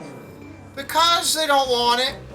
It's all posturing. It's the eco nuts are a bunch of fucking psyops. They're just commies. So let's be honest. Again, whatever. And so on. I'm trying to think of other forms of power. I mean, big oil's got a lot of infrastructure that natural gas and coal use clamp down. So they're under big oils and big banks' whims, essentially, because of that. Oh yeah.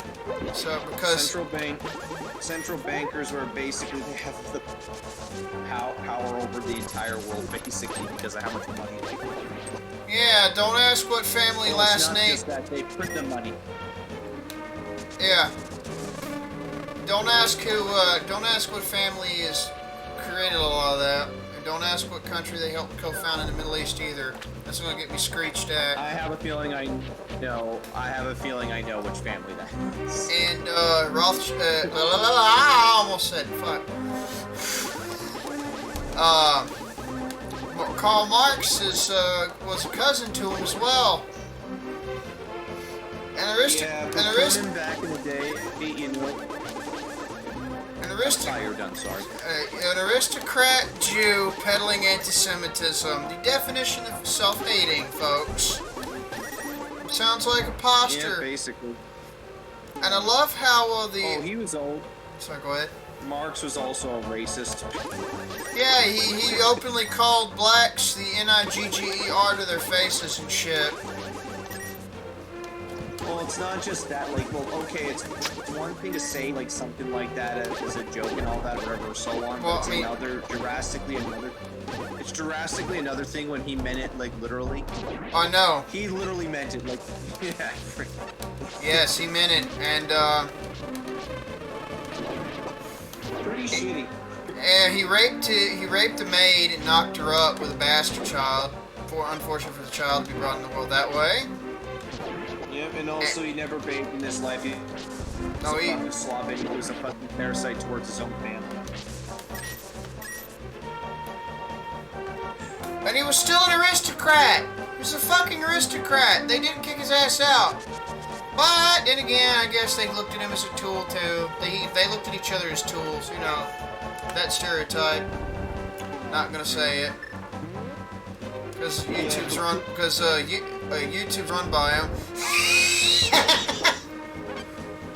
Anyway, yeah, Bakunin absolutely flat out hated Marx. Holy crap. A bunch of them did. Bakunin called him a fuck, even though he's ironic to say this, because he called himself a meme too. Collectivism usually requires fucking, the idea of collectivism requires coercion backed by aggression to maintain. So he's a fucking oxymoron, but he was right in calling Karl Marx a fucking plant by them. But what is it again? I'm pretty sure Bakunin believed in natural law, I thought, or am I wrong on that? What's that? I thought Bakunin believed in natural law, if I'm not mistaken, or something similar to. I don't know, I think it was more along the lines, maybe, Proudhon may have half-assed believed in something similar. I don't know. But he had some construed ass views about it. Or I at least know that Bakunin did not like. He thought that forcing socialism onto people was not exactly a great idea, and he said that socialism without freedom is tyranny. He said that. Yeah, he did. That's true. He was correct. So did Kropotkin, or how would they pronounce it in Russian? Kropotkin, I think. Yeah, sure. He did too. So yeah, Bakunin was like, yeah, he wasn't perfect or whatever or so on, but he was like whatever, I don't know, yeah, like leagues and bounds better than Marx, but actually, well, yet again, everyone's leagues and bounds better than Marx. Hey, Canadian Bacon, how you been, bruh? I've been alright. I'm just dropping in to see what's going on in here. If you want to comment, I'm doing a gameplay podcast episode. I'm on episode 5. I just killed the first boss in the Dark World, and I kicked the shit out of Aghanim for the first time. Well, game-wise. Oh, nice. Yeah, if you actually beat the game, he's basically Ganon's alter ego, to shapeshift into, to loophole the fucking, to loophole the boundaries the goddesses put on him to keep him from coming under the Hyrule out of their corrupted sacred realm so easily. It's basically what he was. I'm not super deep into the lore of those games, but I have beat all the main ingredients. Well, dude, you missed out. They add to the game. The lore, this is like, if a game's really good, if the lore is shit, I can't play it no more. I can play it, but I can't invest anything into it. But if a game consistently has decent lore and they eventually connectify it and all that, then and they make it coherent and shit, it's great, because like Zelda's probably one of the main franchises that's done that so well. Yeah, it's pretty good. I've been paying a little bit of attention to it as of late. A lot of those games I beat was me that. So. Do you know what happened to Zelda because it became so big? What do you mean? It gained its own fucking equivalent to Trekkies and Trekkers, except worse. Yeah. It's about the continuity of it. The splitists were correct. I was one of the few splitists that was thinking, wait, there's gotta be more, because by the time this game came out, Zelda 1, 2, this game, Minish Cap, Majora's Mask, Ocarina of Time, and Twilight Princess, by the time they came out, I was like, there can't be just 2 timelines. There can't be one either. What the fuck this happened? What the fuck that happened? Ganon being sealed in a... It wasn't in the Sacred Realm. This must be, you know, because I started putting it in my head around that time. Maybe when Link came back, they tried to imprison him and seal him, and something happened. Maybe Twilight Princess was it, and then, you know, and then some guy in 2009, like, on DeviantArt 2 years before that, Zombie something other, I can link it, but he got everything damn near correct, everything. That the Hyrule Historia was written down in 2011, came over here in 2013 through Dark Horse Publisher. Everything except the couple of non-canon games, and then the fucking, and a couple of placements were off, just a little bit.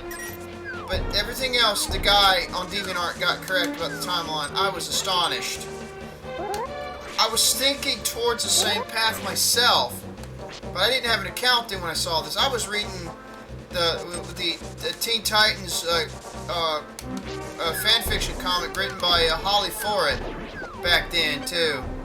Waiting for when the next issue was coming out and when the next chapter was, because the full comic and the fanfic were together. It's on her old account, Firewalker71. It's gone now, and she re-uploaded her stuff on, you know, fanfic, just the stories back in 2013 and shit. Re-uploaded them all. I grew up reading independent, like, extenders of popular series like that. And RIO, the Speed Demon, or the the Speed Demon was great. He made great Sonic comics, Sonic Sprite comics. But anyway, yeah, the lore of this game was just crazy, and we was all theorizing different ways and how the game's put together, because there are connections in some of them, but the others weren't so obvious. But by the time those games I listed came out, I'm thinking, if he succeeded, how did Link to the Past happen? Because there shouldn't have been no big war and the Seven Sages not have him around. That doesn't make sense. And then Twilight Princess came on like, he was alive, but he was sealed, and he had a sword stabbed in him. That means something had to happen. And then Wind Waker comes out, and it's like, oh fuck. This was after it was sealed in the adult timeline, so what does that mean for Twilight Princess? I know Link comes back and remembers everything, and he goes off to find his fairy and Termina, and then makes it out of there, keeps the moon from crashing on him, and comes back home. Because if he didn't come back home, he wouldn't have had a descendant. So those who said he died, that wasn't coherent, because he wouldn't have been old enough to fucking leave a descendant behind, because he had a blood kin. Not necessarily a direct descendant, it's just whoever the goddess decides to be the chosen one. So well, in that particular, usually it's, but there's also, like, Link did have a blood descendant in the, what was it, in Twilight Princess. It was pretty much implied, pretty strongly. yeah, but the Stalfos says straight up that he's the hero of time. Like, he says that in the game, so it has to be that way. Because each Link has his own title. It's like the hero of time, Yeah. the hero of winds, or whatever. Yeah. So Stalfos and Twilight Princess is the Link from Ocarina of Time. They're both the same one. And you become a Stalfos by getting lost in the Lost Woods and dying. That's how you become a Stalfos. So there you go. It is possible then, if he's actually the reincarnation too.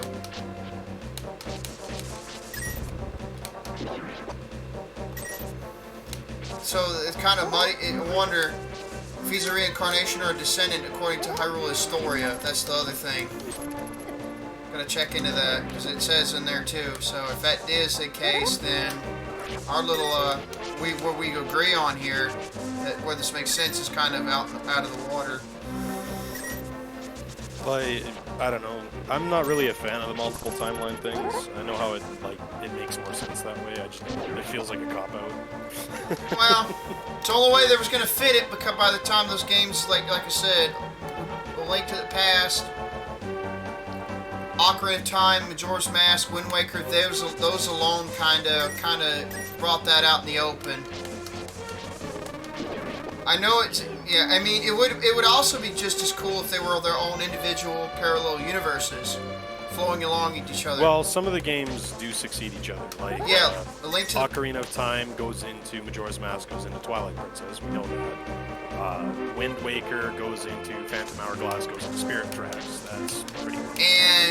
And the adult Link to the Past goes into Link's Awakening, goes into the Oracle series. And it's actually a sequel of an actually, Link to the Past is its own universe. It's its own universe. In the manual for Link's Awakening, it mentions how he is the same Link.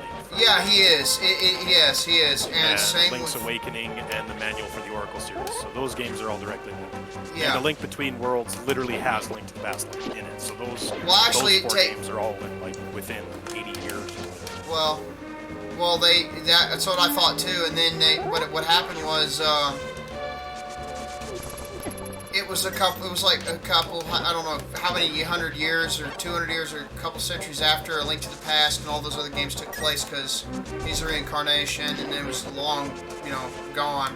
There's pictures of him and everything in the actual Link Between Worlds. And then the Hyrule Historia confirmed even further that it was a couple hundred years down, but he's a direct reincarnation of that. But essentially, the Hyrule Historia was kind of confirming what the fuck I was thinking a long time ago when like I said, Majora's Mask, Wind Waker, and A Link to the Past. I was looking at them and I'm like, if he succeeded, why did this happen? Wind Waker shows he came out of the Sacred Realm, he was banished, he broke the seal that flooded the world. What happened here, though? I was thinking something must have happened to Link for the Sealing War to happen, right? That version of Link had to have died, or something had to happen to him for the Sealing War to happen. And then they confirmed it. That guy did that pick on DeviantArt and pieced it together. And then the Hyrule Historia writers, just under Shigeru Miyamoto, confirmed it. That guy on DeviantArt and I were thinking correctly, and others like us were right, because imagine just the straight timeline, just a single one, except it had the most games of the series to it. It's its own universe. It's, you know, Skyward Sword, the Minish Cap, Forced Four Swords, then Ocarina of Time many centuries later. He apparently died against Ganon, that led to the Sealing War. Hence why there's not much mention of him, because he died. Part of his record was lost, but was regained by the time, you know, the Link Between Worlds came about, and then that timeline is its own universe entirely. It's linear completely, and if that actually worked. That worked too damn well. That worked too damn well, and it fits nicely. So you got that universe entirely its own, and then you got this split fuckery over here. So that actually worked out pretty well, and they fit that quite nicely.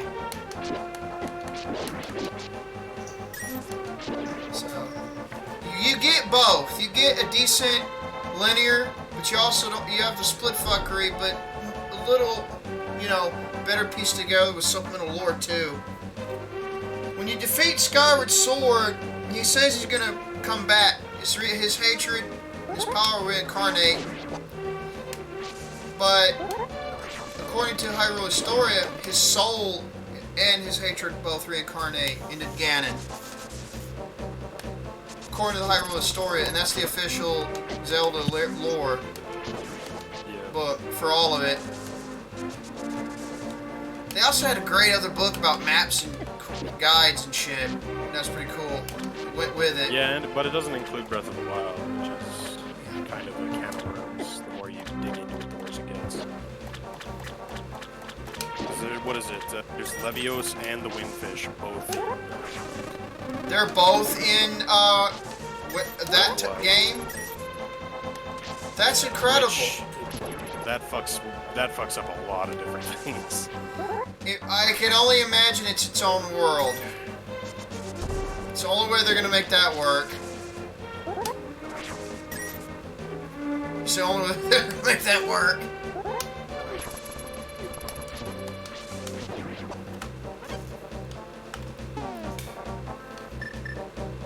I'm just collecting potions and shit. I'm dicking around the actual dungeon in question that I need to go to next, but I'm collecting rupees and doing some other shit so I can actually stock up. See, I'm already damn near 999 rupees.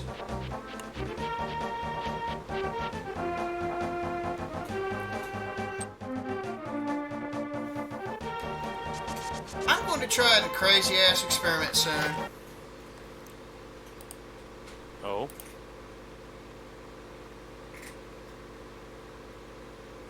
Oh! Fuck yeah! Get fucked, Gates! Get fucked! Put it in the serious stuff chat, Revan. That's gold. That needs to happen everywhere. Fuck yeah! No, I'm not gonna put it anywhere or whatever and all that. If you want to post it, you can. Okay, I will.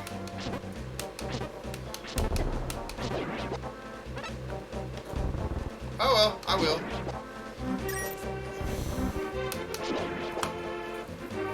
Oh, I get to learn how to make a rifle stock soon, which is gonna be fun. Excellent. My Kui 60 stock fucking shattered again, and because it's been glued together about 4 times now, and it didn't even like, it didn't even crack where the glue is. It just pulled another layer of wood off with it. Because it's so friggin' old and the wood's all dried out and it hasn't been taken very good care of. Yikes. It's been, well, it's made in 39, I think, 1939. Wow. It's the first year they made it. It's the first year they made the QE60. And it's been beaten around in trucks and on the farm for its entire life. So... And finally, the other day, I was shooting it, and I put it behind the seat of my truck, drove home, came back, pulled it out, and the stock is cracked in 3 places again. So, yay. I wanted to, I was going to tell you, Canadian, we were originally talking about alternative energies and stuff like that earlier.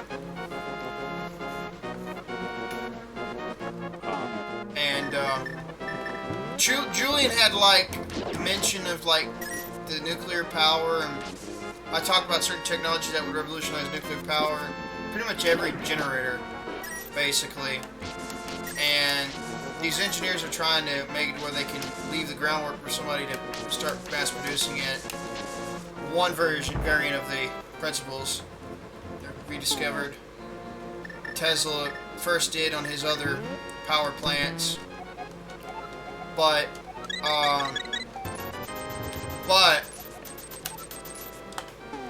one guy figured it out on his own way, but he started saying, oh, it's infinite efficiency. I'm like, that's not possible. That's where you fucked. You basically peddled perpetual motion. That's not what you did. You let Lenz's law, back EMF, run its course, captured some of it, and then through like a flyback transformer or some coiled system and pulsed it back in the generator and slightly motor, reducing the parasitic horsepower need demand because of the counter the force that it puts in. So you're not violating anything. You will still run out of fucking fuel, and the same level of entropy will still happen. You're not really violating anything. You're just taking Lenz's law back EMF and collapsing EMF and reusing it. Tesla did that on the homopolar dynamo with spiral subdivision in the discs, and caught the eddy currents losses and basically repurposed it. It's just very efficient. It's not some over unity thing. It just cuts the horsepower needed to make the same wattage down because of that loss is regained and made useful. If that makes sense. Yeah, more or less. We talked about that a little bit. Revan here and I were talking about how the solar's kind of a joke. Solar is a joke. Oh man, you want to hear a funny situation about solar? Yes, I do. So here in Canada, in my province of Alberta, fucking town called Brooks. Well, it's closer to a city, but it's a small city. They wanted to build a experimental solar plant to find out how efficient solar would be out here. It took them 6 fucking years to get approval to do this project.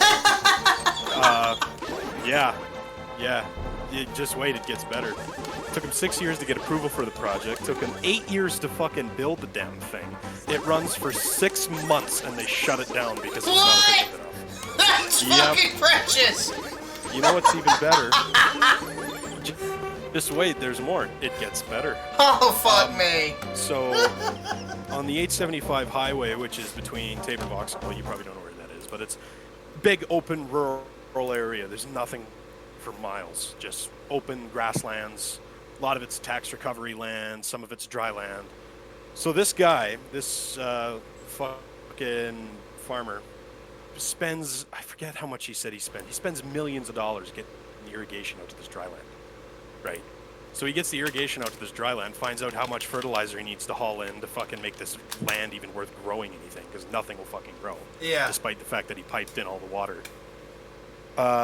The Ontario Teachers Union decides to try and do the exact same solar project Brooks does. So they spend millions of tax dollars on this irrigation land when right across the highway there's a whole bunch of unused dry land. Like, it's all tax recovery land. They could have got it from the government for free. So the Ontario Teachers Union does the exact same You solar lagged out. project, except they get their approval in 3 months, and the plant is built in under a year. And it's been running for a year right now, and the Ontario's teachers union keeps going like, "Oh, we can get efficiency, we can get peak efficiency out of it. Just wait, we'll do it this year." And it's been running for a couple of years already, and they still haven't even. It still hasn't even broken even power generation. It's retarded. Fuck no, it's not going to. The only way they're gonna have a slight fucking tit suck of a chance is if they use they have a entire gravity battery system. It's like originally the webpage was gravitybattery.info. It needs That's some, for wind power. no, it was for solar. That's also a joke. It's a joke. It doesn't have to be a joke. Like there are some serious tech improvements that can be done to it. It makes more sense for What? wind because you're doing less converting back and forth. You're just using mechanical energy and Yeah. storing it mechanically. Yeah, So but it would makes work. sense. It would. For And, solar, it's useless. but yeah. In this case, though, what they do is they would take what you didn't use in the day and and use it to turn it fucking winding to pull the system, pull weights up all the way as far as they can go. Whatever you didn't use, and then it would just start clicking. And it would disengage, and the weights would slowly pull it and make the generator spin at a certain RPM. You'd have to have the opposite of a rate of a.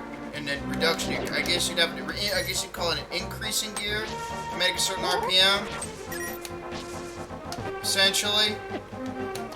But still, I Well, the mean, easiest way to go about it for wind would just basically have a clutch system that maintains a certain generator RPM. If your wind falls below a certain speed, then it'll run off a mechanical battery. And if it goes too fast, it'll wind up the mechanical battery. The problem basically, is wind power is so fucking erratic and inconsistent, it's not even funny. So we have huge wind farms out here too that I get it. Oh man, it makes me chuckle every time I see somebody bring up wind and solar and talk about how, oh, it's basically free energy, guys. It's gonna make energy fucking cheap. And every single time they Bite put me. up another solar plant or every time they put up a new wind farm, our electricity prices triple. Like every single fucking time without fail. And then they wonder why so many people get mad about that. It's because it doesn't fucking do anything. it doesn't fucking work. It sucks. Nukes are nuclear power is the cleanest and most efficient.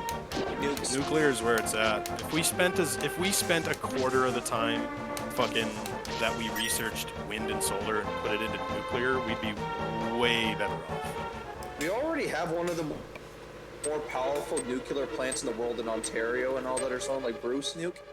There's only one nuclear plant that's more powerful than it. It's in Japan Yeah. or something.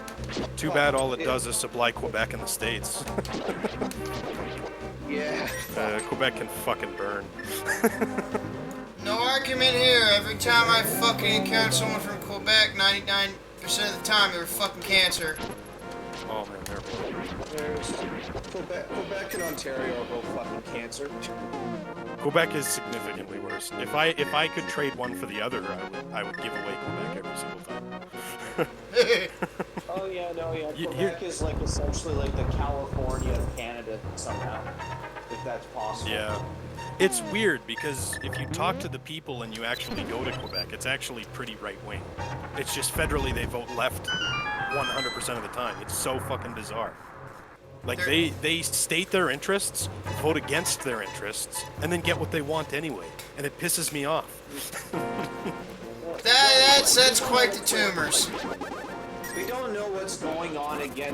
Really, in all honesty, voting only gives people the illusion of control, not actually control. So. Well, especially they when could really just- especially when you have equal amounts of the population given different weights in voting because it's Quebec and they get whatever they want. Yikes. Yeah, Quebec is, like, it's... Even if all those folk down there are more libertarian-minded, again, voting only gives you the illusion of control, especially since we're the person in charge of Canada and all that, quote-unquote, is also friends with the Castros, so yeah, they have no problem. Friends being with the tyrannical. Castros. Fucking related to the Castros. I mean, he's probably Fidel's man. bastard kid. I mean, the cuck. I wish you'd have been there to hear the Walton and Johnson radio broadcast. Dude, the little song, little shitty, little giggling tune called "The Cuck from Canuck." It's precious. I fucking hate this country. I want out of here so bad. Oh, same, yeah. Canada's a fucking, well, it Mindless used to have something to pushovers say every for itself, single but now it's fucking useless. I'd rather be like in the American South or something, or actually, fuck it. I'll be honest, at least in northern, actually I might even prefer northern Mexico over Canada at this point, because at least I know where the enemies are in northern Mexico. Yeah. Our government is so completely and totally compromised by the Chinese, it's not even funny. We've got Chinese nationals calling the shots on how things get run with this pandemic bullshit. We've got fucking Chinese nationals as MPs all over the fucking place. We've got a prime minister who fucking sucks China's dick every chance he gets. Yeah, Like, holy shit. Did you know that our visa program is handled by Beijing? Like, for getting in and out of the country, like student visas and work visas? That's You know that's fucking handled out cocked. by Beijing, right? That is fucking cocked. It's not even that it's handled out of Beijing. It's that it's handled by the Beijing State Police. Even. Yeah. That's crazy. It just keeps getting better. It just keeps getting better. Yeah.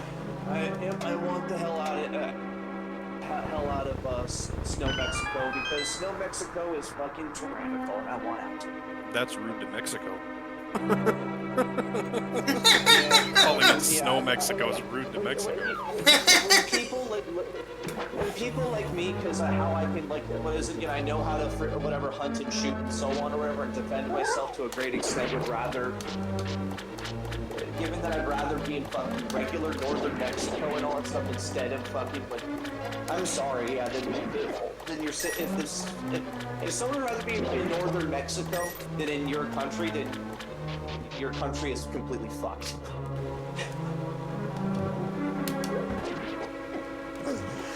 Yeah.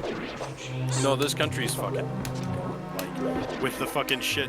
Were you paying attention to the injunction on Trudeau's gun ban from May 1st? Yeah, I paid attention to it, yeah. You mean the one where the judge was like, even though your alleged witness is completely compromised and part of the government, and even though all of your facts are completely wrong, and even though the justification for this ban holds no weight, and even though that you lied to the public to get it passed, and even though you passed regulatory measures in an OIC, which you're not supposed to be able to do, we're going to let him keep it anyway. Well, on top of that, also, guess where they get the mass shooter, the mass killer got his weapons from? The United States. No, the black market. Which, So again, literally, 85% of those come over the border. Yeah, true. No. Don't get me wrong. But the black market in general, like, no, frick. Like, guns are so freaking easy to make at varying degrees and all that stuff, whatever. Like, I don't know, like, depending on, like, especially, like, for example, like, guns like the Soviet Union made or so on, like, oh my god, like a PPS-43 or so on, or whatever. I've got all the made with, technical, like, metal pressings. I've got the technical data package for the AK Type 3 and for the PPSH. Like, the entire technical specs, everything, the factory documents, I have them all. I just need to translate them because I can't read Russian. Yeah, the PPSH, that gun can literally be built by a fucking Down syndrome person, like hardcore. And that would it's funny because I've been translating some of that. The bolt and the receiver are hammer forged. They're forged parts. Bolt, you forge it and it's 3 milling operations to make the bolt. Well, It's fucking ridiculous. Also, don't forget it also shoots 7.62 by 25 Tokarev, and I have no idea why fucking the Russia decided to abandon that. That cartridge is great. One of the most underrated pistol cartridges. It's basically the PDW cartridge before PDWs. It's like a more powerful version of like the more powerful version of the cartridge of the C96 Mauser. Yeah. 30 Mauser. Yeah. It's basically hotter loaded. Some of the original loadings for Tokarev 7.62 Tokarev is 30 Mauser brass. A lot of it was captured 30 Mauser brass, and some of them were even just pulled bullets and hotter loaded 30 Mauser. Yeah, I don't know why the fuck people have decided to abandon Tokarev, especially. Also, it has good armor-piercing abilities. Because in a military context, pistols are fucking essentially useless. They're pretty useless. It's one of those things where it's like, oh yeah, if you're in this situation, it'd be nice to have a pistol, but if you end up in that situation, you've lost already. If you're like, unless it's the only thing I can think of, where if I was a soldier and I might like use that or so on, is if like, I don't know, someone was like, if I was pointing a gun at one area and I looked at the corner of my eye and someone popped around the corner and I have a pistol right there and all that or so on, and drawing it might be quicker than turning the whole gun around or so on or whatever, facing them. So maybe in that instance, maybe a pistol might be good, but yeah, but even in that instance, the last thing you're going to be thinking about is the pistol in the holster. That's maybe yeah.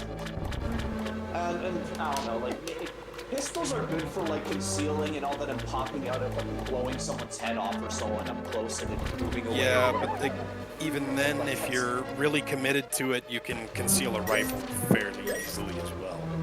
Like, concealing something, if you're dedicated to it, isn't hard to do. Yeah, again, Oberus pistols existed. Yeah. Well, there's people who conceal shotguns and rifles all the time, not even Obereses.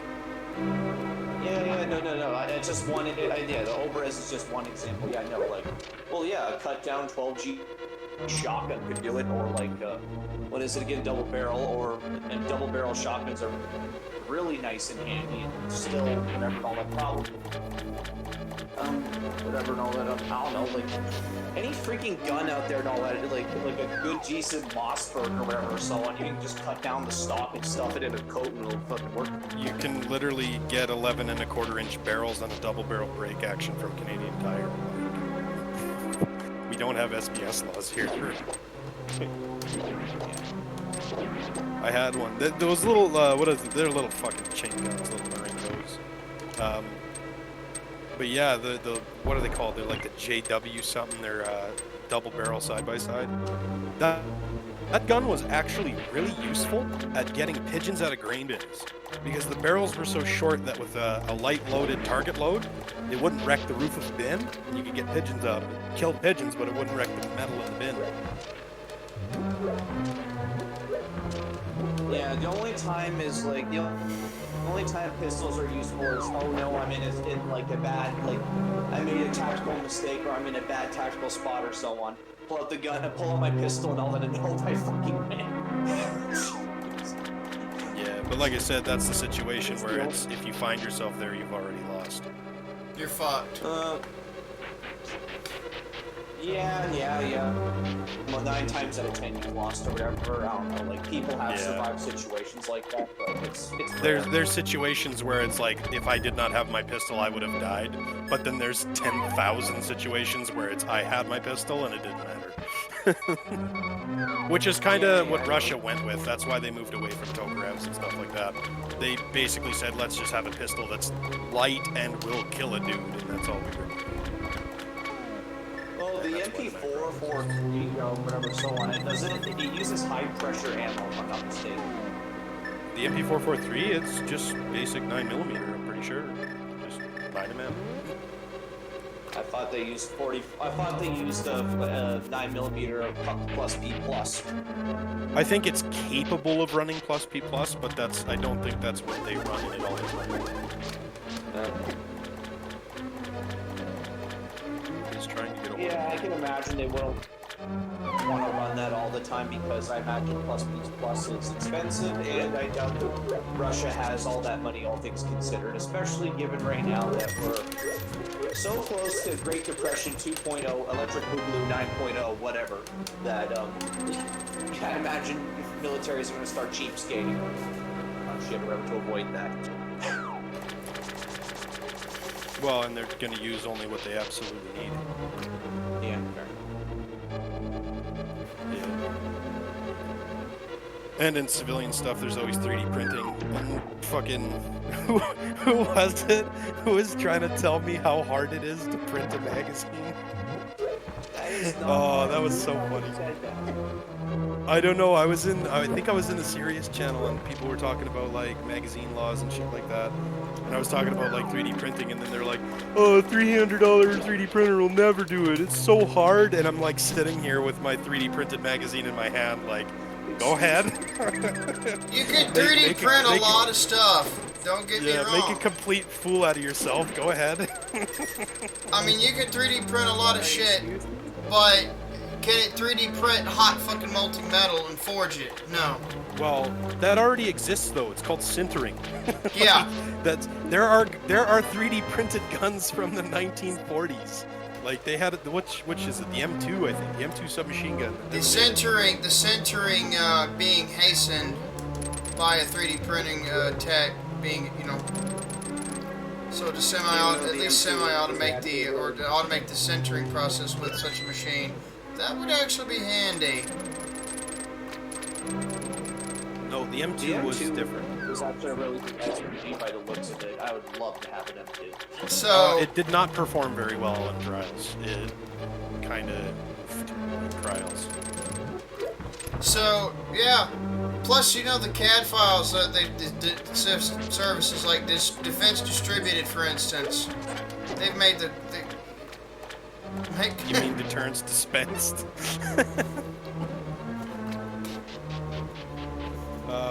Yeah, no, they're pretty good. I've got some stuff from them.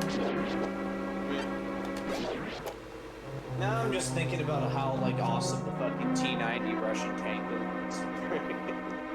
that tank is amazing. It's funny because until the May 1st bullshit, you used to be able to buy a tank, cannon and all.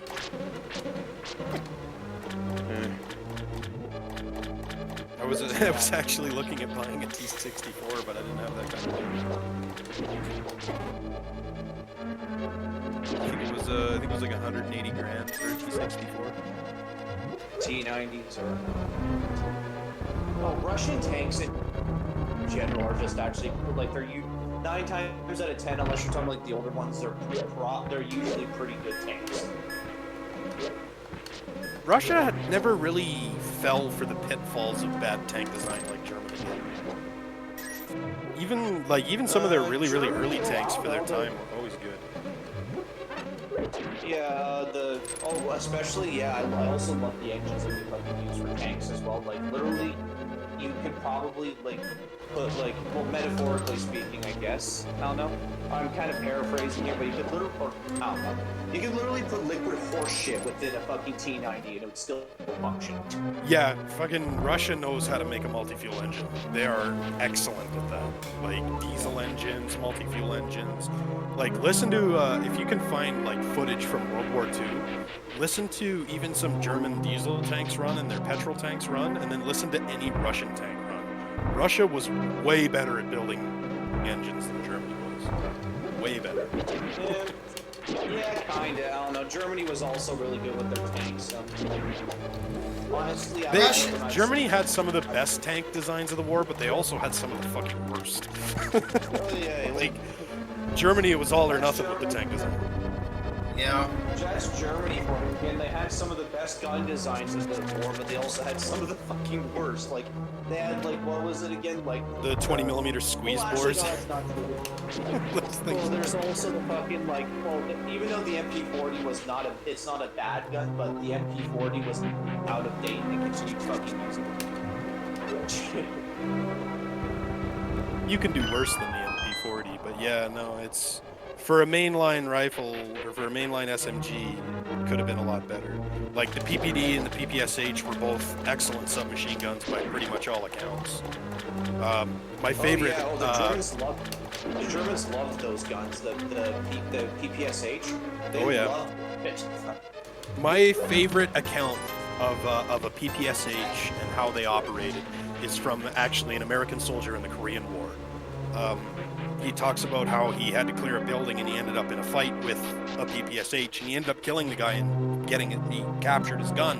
He brought it home with him and he's talking about how you hold onto the Thompson and it's heavy and it's tight and it feels good and it gives you confidence in how well it's built. and you pick up a PPSH and it's loose and it's rattly and it feels like it was slapped together as quickly as possible and it feels like a piece of shit. He said, but when you get into close quarters, that PPSH outclasses the Thompson in every possible way. And that's how a Korean War soldier put it. He's like, when you get up close. I'm sorry, the Thompson kicks like a Muon more than every other submachine gun. And it's heavy too, which is weird. For it should not kick as hard as it does for its weight. Yeah, the reason why is the Thompson was clearly it's an ancient design. That's the main of the one. It's World War I design. Like, again, it was literally called the Annihilator at one point. It was developed during World War I, and it just didn't get inside the war end before the Annihilator was put out and so on. Like it was America's first attempt at a submachine gun. For how heavy it was, it should have been blowback. For how heavy it was. It would have been better to put that weight into the bolt and just make it blow back. Because it's like some weird friction locking system is what it is. Also, friggin', what is his name again? It also blows hot gas in your face. Yeah, but that's most submachine guns. That's the MP5 blows gas in your face. Yeah, but you get hot. The Thompson is fucking worse, and it's more infamous for it than most others and all that stuff, or so on. Like, even the later pipe guns and all, and so even the PPSH were not as bad as the Thompson in terms of blowing hot gas in your face. No. Well, for the PPSH, its fire rate was so damn high that the breech was closed before the fucking gas could get back out. And the Sten's pretty horrible for that too, but the Sten, I think the reason the Thompson gets such a bad rap for that, it has more to do with the fact with, like that Korean War soldier said, it feels well built, like it's tight, it's well put together, whereas you pick up a Sten and it does the same thing, but you kind of expect it, because the Sten's a piece of shit. Yeah, so I think it has more to do with preconceptions than it does with anything else. Because I have fired a couple Thompsons. I fired a full auto one too, and I did notice the gas in the face. But like I said, it's about the same as an MP5. MP5s are pretty bad for that too, especially MP5 SDs. Holy shit! You want to talk about gas in the face? The MP5 SD is a fucking nightmare. Son of a fuck nut, guys. Yeah, About to enter the boss. MP5 SD, regular MP5 doesn't strike me as something like real hot gas in the face that bad. It's pretty. It's a lot worse than for how to put it. What's the words? For as bad as it is, I'm surprised you don't hear more about it. But again, like I said, all the submachine guns that I've fired, especially if they're full auto, they do that. That's a staple of SMGs. The Thompson is bad, and it is bad for its size and weight and its manufacturing quality, but it's no worse than its contemporaries. Like I said, the Sten is a pretty notorious example. Oh yeah, the Sten is fucking terrible. I have no idea what, like, given how, like, some of the good, like, British weapons I've seen, I have no idea I don't have no idea what the tea drinkers were thinking of. Easy. It works, it's cheap, and we can make a lot of them very quickly. Yeah. It's kind of same thought process as the grease gun. Show shot for the British, basically. Yeah, it's stopgap. It's stopgap stuff. In fact, the Sten is one of those ones that was a stopgap that worked so well they used it in the fucking 60s. Yeah. Show shot was really terrible. Holy fuck, that gun. Oh yeah, the show shot is bad, but it's one of those things where it's like, well, what are your choices? You get, the Lewis gun, the BAR, and the show shot. It's like, well, the show shot is a tenth of the price of the other three, and it works more or less just as well. Yeah, it kicks the fuck out of the shooter, but it works. Oh, preface that with the 8mm Lebel ones, not the 30-06 ones. There I go! Get fucked, bitch! Kill the second boss. In terms of the time at World War I, honestly, I would rather just use actually any fucking bolt gun than a show shot or something like that. There's a lot to be said with full auto. There's a lot to be said for full auto in a bolt action war. Because even if it jams every round, as long as it goes bang every round, it's still an improvement. No, I get you. I understand. Yeah, I can see why people want to use it or so on. But that's just me. Yeah, it depends. Well, and it would depend what gun we're talking about here. Like, are we talking about a Swiss straight pull? Yeah, I'll take a Swiss straight pull over a Shosha. A Lebel? Fuck no, I'll take a Shosho over a Lebel. No, I'll take. I'd probably take a Mauser over a Shosho. Probably take a.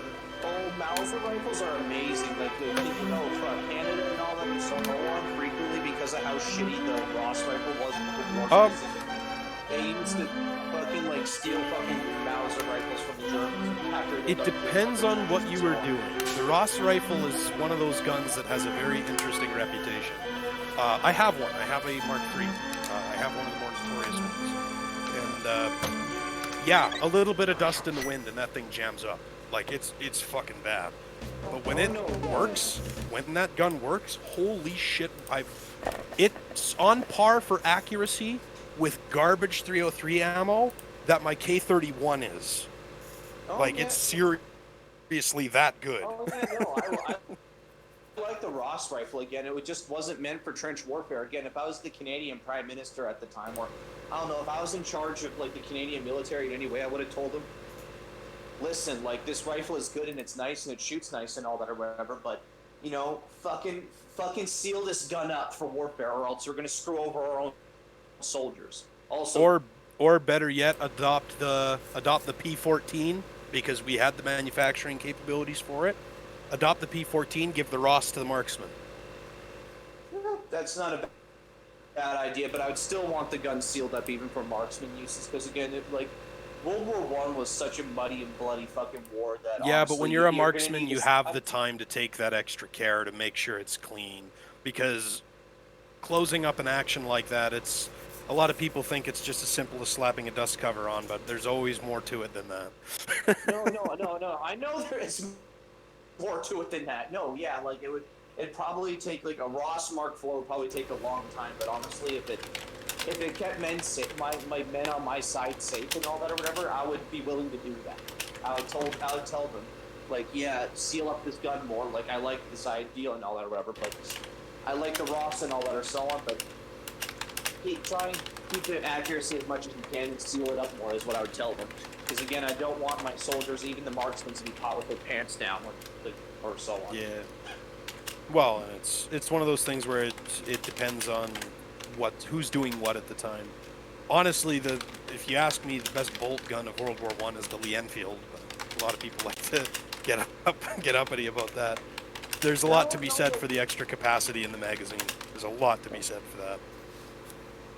Oh, the Enfield, the SMLEs and all that. No, they're good. Yeah, I don't know, but personally, out of all the guns in the war, I think the Mauser is honestly one of the best. If you ask me.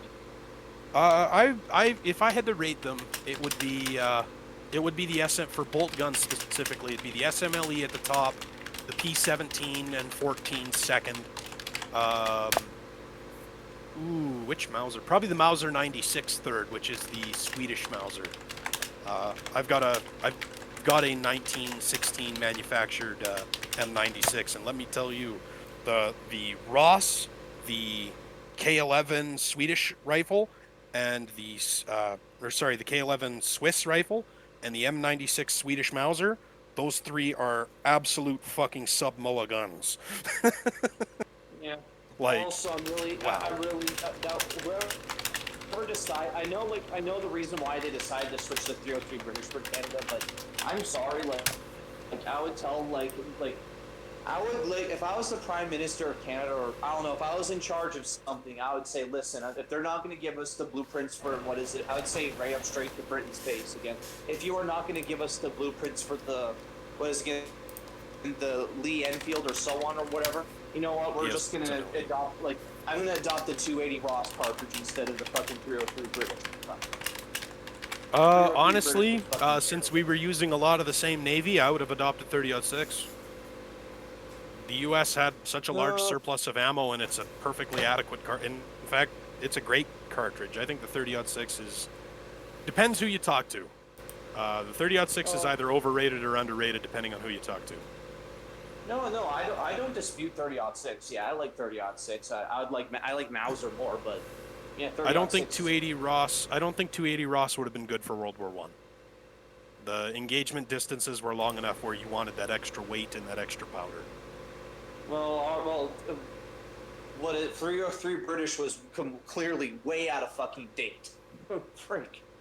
Well, in World War One, it wasn't so bad. In World War Two, yeah. In World War Two, oh yeah. Even in World War One, the Brits were talking about like trying to replace. They were talking about replacing 303 British or so on. They just didn't get around to doing it. Yeah, but you got to remember, World War One is a war where some countries were still using black powder cartridges. Oh no, well, I don't know. It depends on the situation.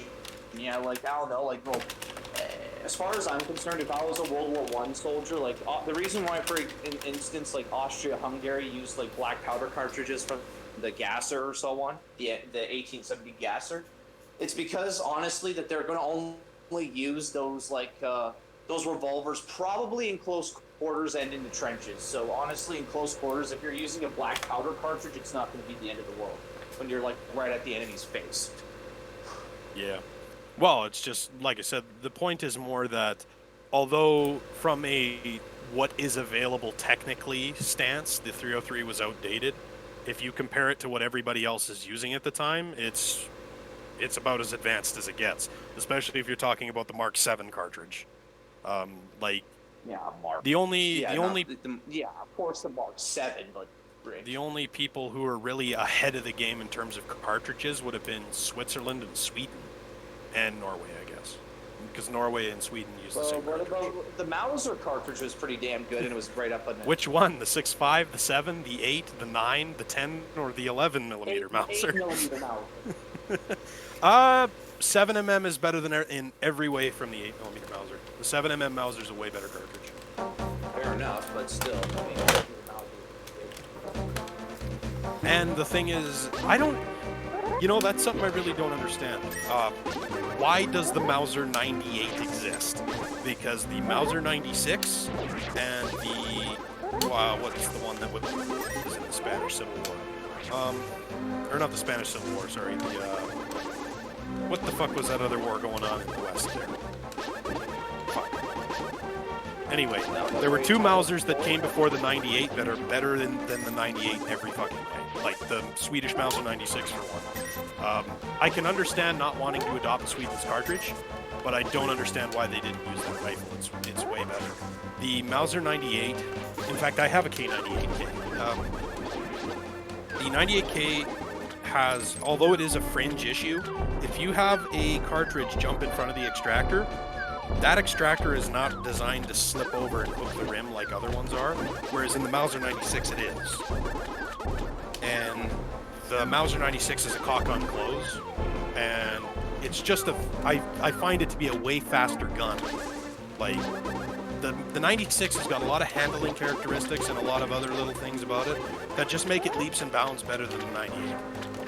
Which boggles my mind, because the 98 came later, and I think they used what they learned with the 96. I don't know, Germany. And, like, maybe that's it. Maybe that's all it is just we want a German rifle made by a German commission.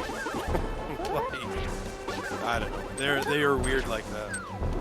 Well, I don't know. Like, they could have grabbed the 96 or so on and just took a look at it for 2 seconds and probably make a better version of it, but they didn't do that, so whatever. Yeah. Or another good rifle that was in the war, I think it was the, what is it again? Even though it was a desperate war rifle, but it was better than most. And actually, almost everything was better than what was that gun called again that the Russians had? The 1895 or something like that? Oh, the Winchester. The Winchester. That's a Winchester. 1895. Yeah, the lever. Yeah. The last lever guns to ever be used. Lever nugget. Yeah. That's what people call it.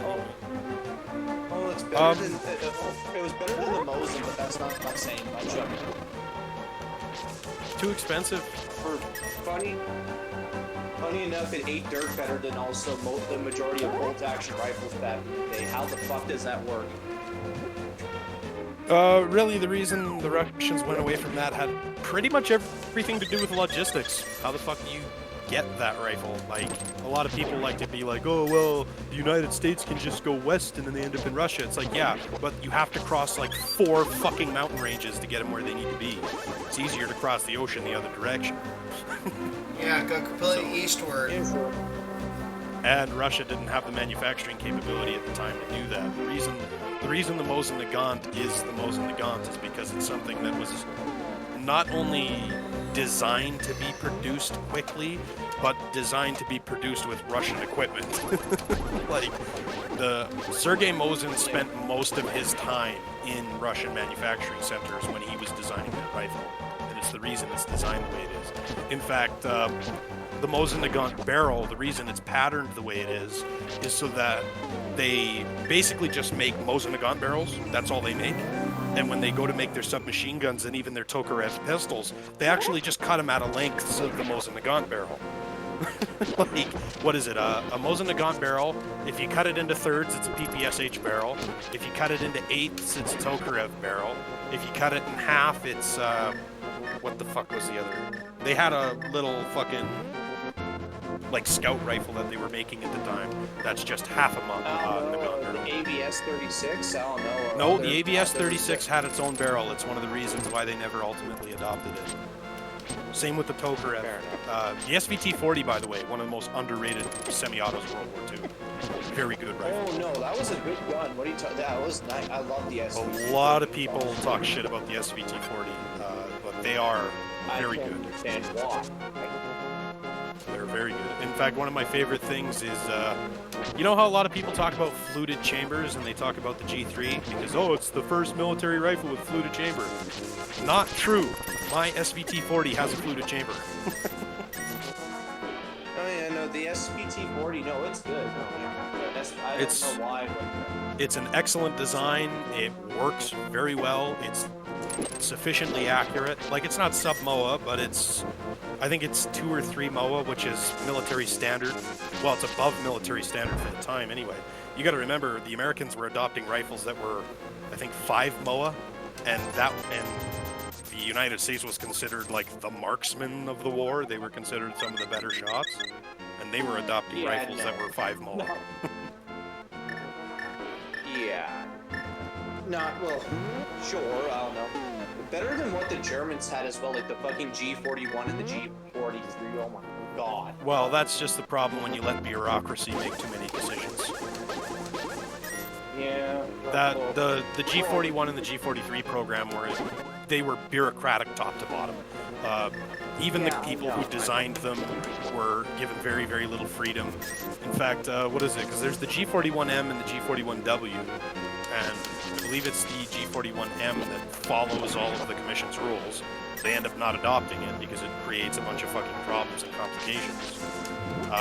They give the other companies shit for not meeting the requirements. The G41M, if I remember, was so bad that the German soldiers that were using it or so on, like, said, like, no, I literally want a bolt-action K98 Mauser back. Give me that. I'd rather use this than the G41M. Yeah. Oh my god. That is embarrassing. Like, Mauser is a good company, also known as H&K, obviously, but Mauser is a good company, but that was embarrassing. Yeah, there's a lot of it. Like, I don't know. The fucking... Also, the M1 Garand is so, like... It's not bad. It was good. It earns every bit of reputation it has. I used to be... Because I had an SVT-40 before I got my Garand. And my experience with the SVT-40 kind of made me go, you know, I think the M1 Garand is very, very overrated. And then I got one, and oh boy, does that rifle ever earn its reputation. Oh yeah, the Garand is good. Yeah, it's a good rifle. Yeah.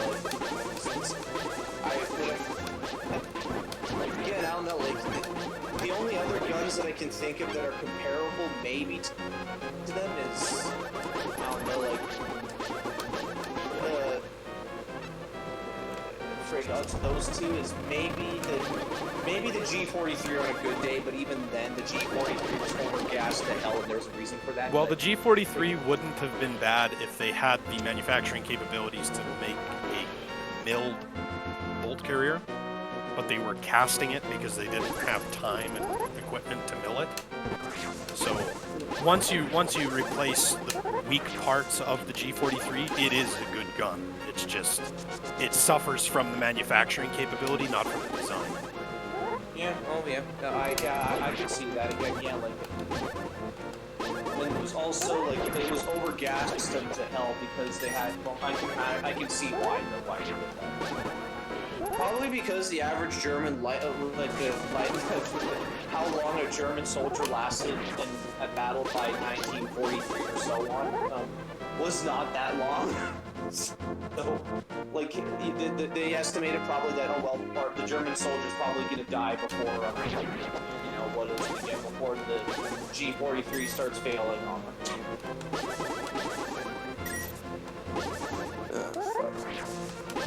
I'd love to get my hands on the G43. They're just so friggin' hard to find, and when you find them, they're expensive as hell. G43. Well, that was a good Wolfer weapon. That was whatever. Yeah, Wolfer made the two successful semi-automatic rifles on the German side because they did not obey the Nazi bureaucracy. That was the reason why Walter was able to make the G41 and the G43 or their version of it or whatever, or their semi-auto rifles turned out well because they ignored pretty much everything the higher-ups in the Nazi regime and so on had to say. Well, they built it. That's the thing about military weapons that people need to understand, is that they need to be built around your manufacturing. It's not like a consumer rifle where if it doesn't matter how much it costs to make or how long it takes to make, because you've got somebody who's paying for it and is waiting for it. When it comes to military rifles, they have to meet a budget, they have to be scalable, and they have to be manufacturable, and it has to be done quickly. Like, in fact, the U.S., a lot of people are like, oh yeah, the U.S. is so good and so smart because they just came out with the M1 Garand and it did all this shit. It's like, no, the M1 Garand was part of a larger project. The reason the Johnson exists, the reason the M1 Carbine exists, all of these were being built at the same time in case one of them failed. It was, the M1 Garand fails, we've got the Johnson. If the Johnson fails, we have the Carbine. If the Carbine fails, we have the P17 and the Springfield. Like, we have these fallbacks if these fail. They were basically a stack of contingency gun plans. Yeah. That's in fact, basically even what BAR they is were. part of that too. The upgrades to the BAR are included in that as well. It was basically, well, if the Grand and the Johnson fail and we really need a semi-auto, we can up the production of BARs. Like Winchester, I think it was Winchester, was not only making BARs, but they were making production equipment for BARs so that they could tool up other factories to be making them as well. There is a timeline in which the American soldiers stormed the beaches of D-Day almost exclusively with BARs. I got that. Yeah, no, I get the point, but again, the only that's the thing though. That's the irony about the whole situation involving the G41 or whatever. The reason most why German it succeeded projects. because it ignored what Nazi command had to say. Well, that's the problem with most German projects, is you've got one set of manufacturing capability, you've got one set of resource collection, you've got 14 sets of bureaucracy and one set of the dudes at the front, and none of them can agree on what to do. It's the reason you've got the Tiger 1 and the Tiger 2 and the Panzer 3 and the Panzer 4, and why the Panzer 4 has 50 fucking different variants, and why the Panzer 3 hulls were used for 75 different things, because just nobody could fucking agree on anything. Like, the Panzer 3 also was changed as well and all that. There's two variants of the MG42. I remember. Well, and the MG42 was a response to a lack of resources. It's another one of those factors, right? Like, the MG34 is better than the 42 in every single way. it's very expensive to make that gun, and it takes a certain kind of steel, and it's time consuming to make. Whereas the MG42 is haha stamping machine go burr. Well, I'm not sure about that. I wouldn't necessarily. Well, sure, yeah. The 34 was actually a really nice, high quality weapon. You know that much. The 42. What is it again? It had an entirely different intention in mind. It was basically the idea that what is it again? The Nazi, the higher ups of the Nazis had with the 42 was just basically area denial. Again, that's why it has such a high fucking rate of fire. Well, the MG34 is a true GPMG. It's a true general purpose machine gun. The MG42 is a area denial tool that's disguised as a GPMG. Yeah, so and ends up getting used as a GPMG. Well, yeah. Again, area denial and base and what's the word I'm looking for again? Grandiose. I don't know, psychological warfare, because that gun sounded terrifying according to 42. And the 42 is one of those guns that, again, it depends who you talk to. It's either underrated or overrated. There's the one group of people who think it's a jam-o-matic, which there's not even any evidence to support that. Like, yeah, machine gun failures happen, but they were happening to everyone except the BAR. The only gun that has an outstanding reliability record for MGs is the BAR. Like, even Vickers guns had jamming problems in World War I. So, and then there's the other group of people who think the MG42 is the be-all, end-all of all machine guns, period. Like, no, not really. And I think that comes from, like, well, it was a good weapon and it was, like, ahead of its time and so on, but it wasn't, like, I don't know. It wasn't the be-all, end-all, no. It wasn't. I think the part of the problem with that is because of Western propaganda, really. Because nobody'd ever run into anything like that before. Like, the MG42 was really the first instance of one guy being able to deny an entire area like that. It's the first time that's ever happened. Because even Vickers guns, they go down, they break, you need to change water, and it takes a long time to reload a Vickers compared to something like an MG42 or 34. Like, you have windows with other emplaced guns, whereas the MG42, like, what is it? They had crews that were loading that thing in under 3 seconds. Like, that's insanely fast. Especially back then, holy shit. Yeah, like a 3-second reload on a belt fed, that's incredible. You ain't fucking and in lying. fact, later versions of German belts were actually designed that you could link them together as they were being fed, but those didn't appear until 45, like mid-45. So, like, at the very tail end of the fucking... Yeah, you've got a, like, if you've ever, I'm sure you've seen a belt, a German belt. They've got a starter tab on them. Yeah, sure, They've got a big, long starter tab on them. There's also ones that have a shorter starter tab with a little hook underneath. And that is designed, what you're supposed to do is you're supposed to actually break the starter tab off. And if you look at the last link on the other belt, it'll have a hook on it as well, and you hook them together and feed it in, and you can just keep firing. And it's one of those things, like I said, I've only ever seen one of them in my life, and it was in a war museum. So I don't know if there's very many of them out there. What? The belts that are designed to be linked together. Yeah, the 42, in my personal opinion, it was a nice gun. It was really well done, and I do love it, but I don't... Was it the be-all, end-all of everything? No, not really. No. It definitely changed a lot of military mindset. Like, its influence is definitely still felt. Because you got to remember, up until the MG42... Up until the MG42... Well, yeah, they pioneered the GPMG. That's what they made, really. They did it with the MG34, but what the 42 did is, because up until the 42 came out, armies were setting fire rates for their MGs. They didn't want high fire rates because they were worried about wasting ammo. what the MG42 kind of solidified in everyone's mind is if you throw a shitload of lead at one place, you can really get a force to just hunker down and not move. And that's good for bringing in artillery strikes. That's good for naval strikes. That's good for air support. It's good for all of that shit. If you can pin down a force so that they cannot move at all, just with fire rate alone, that's absolutely worth it.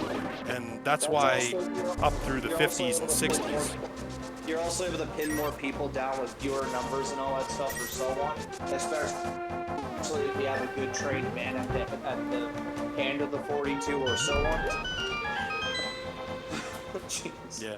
Like, yeah, you can. Well, and the thing that's kind of frustrating about how that many people, is how the BAR, the Americans touched on that with the BAR in 1918 already.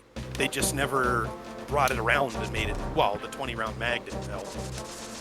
Oh yeah, well also the mags on the BAR are shit. I'm sorry, but they're absolutely shit. Oh yeah, oh yeah. I've fired a BAR before with original mags. They're for something that's American made in that time period, they're surprisingly chintzy and flimsy. You know, well, other than the frame of the gun is tough, but the mag is fucking shit. I have like Browning. Like, I have no idea what the fuck he was thinking when he made that mag, if that's the original mag. I think it was, well, it was probably part of the same design philosophy of you throw the magazine away. It's empty and you chuck it. Like, not made to be removed. Hello. Sorry, the audio was... I don't think it was designed to be reused. I think it was supposed to be a once and done sort of thing, because they were also manufactured in such a way that they were designed to be loaded as they're manufactured. Sure. But yeah, I don't know. But yet again, in my personal opinion, when it comes to firearms and all that stuff or so on, you really should make sure the mag on your gun and all that, or whatever's holding your bullets, is really solid, or else like that could cause a lot of problems for your soldiers on the field. That's actually in my I agree with like what Ian McCullough from Forgotten Weapons. I agree with him on that. Where yeah, like a mag is one of the more important things on the firearm. Yeah, but it's just you got to remember at the time of the BAR, that was being pioneered. That wasn't a given yet. No, yeah, true. But like that, we're talking about the time period before that was common knowledge and before that was even a thing. Because even the Lee Enfield went through that, and the only reason they never followed it through to the end is because we've already got to make 10 million of these fucking rifles. We don't want to have to make 30 million of the magazines too. Fair enough.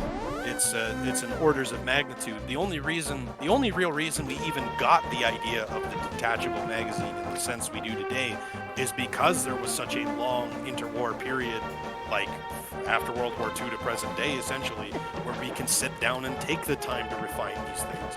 If another big war like that breaks out, where there's a lot of boots on the ground fighting like that, you're gonna see fixed mag AR-15s being issued. You're gonna see these things come back because they don't exist because they're the best option for the boots on the ground. They exist because they're the most feasible option for manufacturing. If the U.S. starts losing rifles in the hundreds of thousands, you're going to see a return to blued steel and wood. Yeah, and every other country, if they're getting desperate to that point, will follow suit, like Russia and all these other things or whatever. I don't know. Actually, no, China, and I was about to say China, but China's already adopts that already without bothering. So, China, like I remember when China said that they're going to build a robot army. I'm like, yeah, I'm not intimidated at all. Well, and that's part of the thing with the Mosin Nagant's reputation, because the Mosin Nagant, it's not as bad a rifle as people like to make it out to be. And a lot of people who are subscribed to the lol garbage rod useless, I'd rather have a rock. A lot of people who subscribe to that will quote the loss rate in early World War I, how there was like a 70-some% loss rate for Mosin Nagants, but they'll conveniently leave out the fact that Russia had no field armorers, literally zero. Like they had guns. Yeah, they had guns that would lose a barrel band that were written down as lost. Like, that's not exactly a fair comparison. Hey guys. Yeah, and also it depends on where you get the Mosin Nagant from. If you got like a finished version of the Mosin Nagant, I remember they got a better version of it. Where Well, that even is the upper these- end Russian ones, like even the PU snipers. I get a kick out of people who buy those gun shop special quote-unquote PU snipers. My buddy's got a real PU. He's got a real one that was manufactured as a PU. And I've just got an Nisevsk Frontline 1943 Mosin. They're not the same. There is a laundry list of differences between those two rifles. The PU sniper is slightly longer, slightly lighter. The fitments on it are tighter. The stock is better made. It's out of a better piece of wood with a better grain. Like, it's a different rifle. The receiver is slightly different. My bolt won't even fit in his gun. Oh yeah, no, I got you. Yeah, no. So it's like the fault of the Mosin is less of its design and more of its manufacturing. And the way Russia treated it. Russia treated it literally as disposable. The Mosin Nagant in its early days was seen as a disposable rifle. You take it out there, you fight with it, you throw it away. Like, that was the Basically, yeah. intention. The only gun, honestly, if I were a Russian down there, whatever, fighting on whatever, all that, I'd rather use, like, what's that, like, the 1895 comparison. Oh yeah, no, without a doubt, I'd rather have that. But if it was like, I'd rather have a Mosin Nagant than a Carcano. Or a Vetterli. Or a fighting Vetterli. Yeah, the Vetterli was out ancient. The Vetterli is like an 1860s design that was like updated 10 times. Yeah. Have you ever seen a 6.5 Vetterli? Yeah, I have. I've seen plenty about firearms and all that. They are literally just a sleeve that is soldered into the barrel.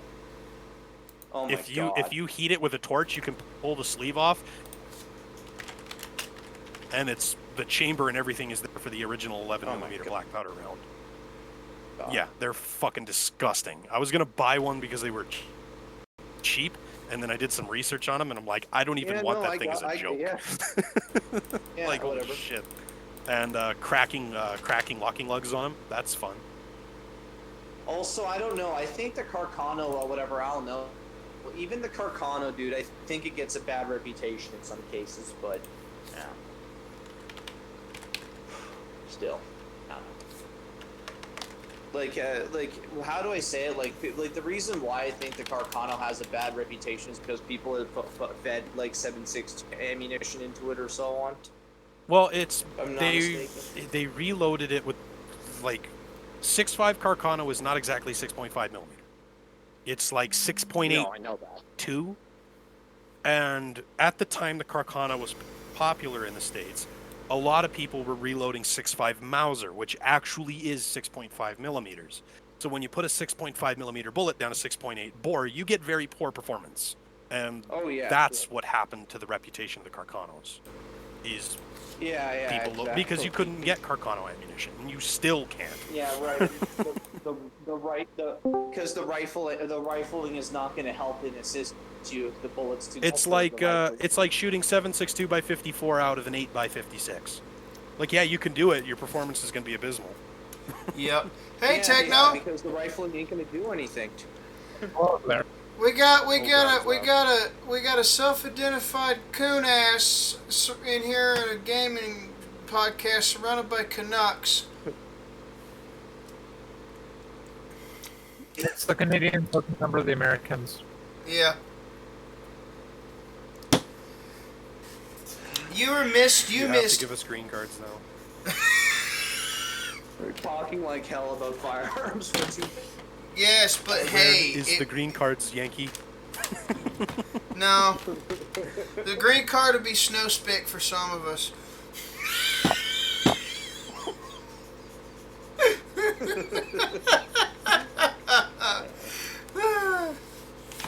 Don't take offense to that, folks. My Hispanic members in my server, we got together one night and said, "What can we call it? If y'all want to have a certain title, just curious." They said, "Let's think about it." And they said, "All right, we do." And then they thought, "What can we call each other?" Then I forgot which one it was that came. We'll call it. We'll call ourselves the Spick Adventures.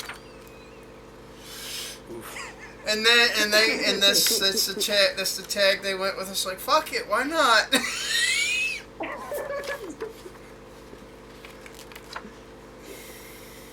I think it was Julian, Digital Demon, or Digital Gulo, and Jess. God, I miss that guy. That dude was fucking hilariously cancer. He was like the Blasian Hispanic mix, fucking almost like Filthy Frank. God.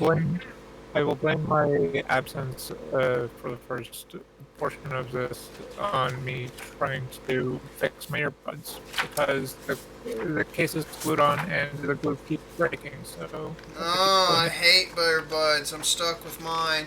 These were trying to fall out my ear hole, and they're fucking shit. I just wish that more companies would use screws and just let go of the glue so that at least they can fix it, or it just wouldn't break to begin with. I wish they wouldn't use these fucking shit-ass rubber pieces that don't fit in my ears worth a fuck. Actually, are you guys talking about like wireless earbuds or just earbud headphones? Regular No, earbuds, just just straight up earbuds with wires and everything. I got a set. I've got a set of like cheap Walmart brand ones that are actually the best set of wireless earbuds I've ever had. They work well. They last for a long ass time. Piece of They got like shit. a battery bank built into them. I cannot believe that these work. They were bought cheaply because I was going to work and I'm like, fuck, I'm losing my mind. I need some music.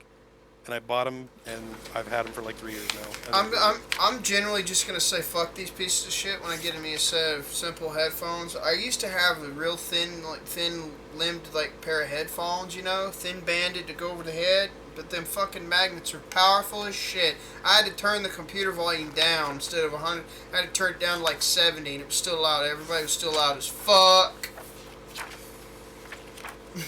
They were powerful. I think it was JMC or some shit. I don't know.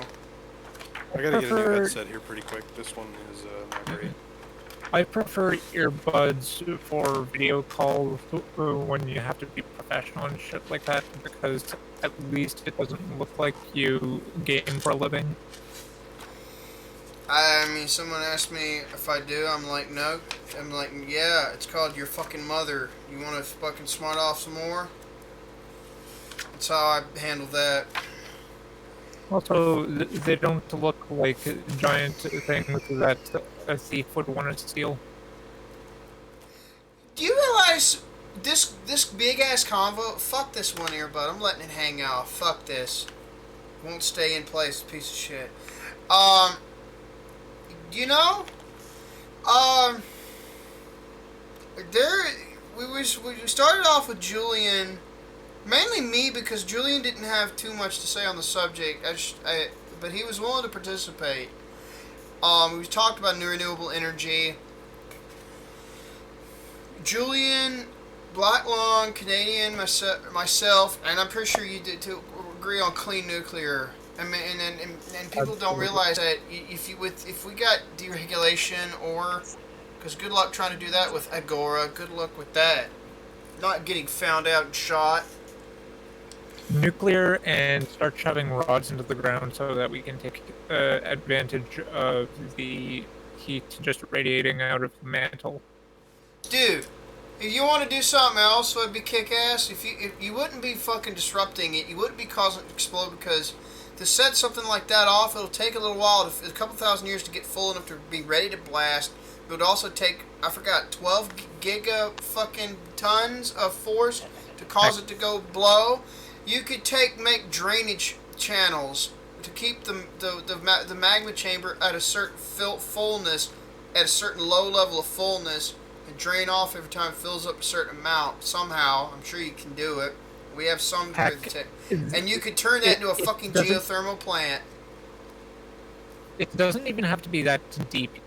Like, you can dig them maybe 10 meters or so, and you would have enough heat to run into a heat exchanger and be able to essentially heat your house year round. Well, I'm just saying you could power a lot of the U.S. areas with just the geothermal and a certain amount of magma chamber drainage to the Yellowstone supervolcano, and that would keep it from ever detonating off again. And it would also provide massive geothermal. It would be such a power asset. You'd be selling the fucking credits on that son of a bitch if people wanted to use energy from it wirelessly like Tesla wanted to do. Holy shit! Hey, when power is below 10 cents a kilowatt hour. Fuck yeah! It would be so retarded. We'd have that, the clean nuclear recycles waste. You can use electrostatic transmission like Tesla wanted to do just for that. In space too, because it works in the vacuum in principle. But it uses old theorems that no one touches on anymore except a couple engineers. They're issuing books. One of them is continuing the works of Charles Fortescue and Charles Steinmetz. Something interesting, talk about the two world wars and the gun tech. There's something interesting I wanted to read about, because I have a book here, guys. It came in. It was written by a Russian, I believe he's Russian. Let me see. What's his fucking name? I can't pronounce it. He was born in a railway line in Great Northern. His parents, an elder brother frequently enjoyed. Okay, yeah, I forgot what the fuck he came from, but essentially, I think he's gone. I don't know if he's still alive or not. He may be. I don't know. Point is, he wrote this book in like '97. It is called Compound Locomotives, and let me tell you something, folks. I was dabbling in relearning about steam engines and steam engine power and stuff. One of the most thermodynamic efficient engines, high horsepower engines too, that they did was called the Skinner Uniflow steam engine. It was a steeple tandem compound. One of the badass compound locomotives that actually worked really fucking well was built off the tandem formula of pistons, and it actually talks about it here. The vertical section of the plan of Brooks locomotive works tandem cylinders with a hollow high piston valve working in contrary motion to the large low pressure slide valve, requiring a rocker lever inside the receiving. Apparently, this design was kind of torturous to get to, but it fucking worked well. Then they started doing it. Then they did a few changes.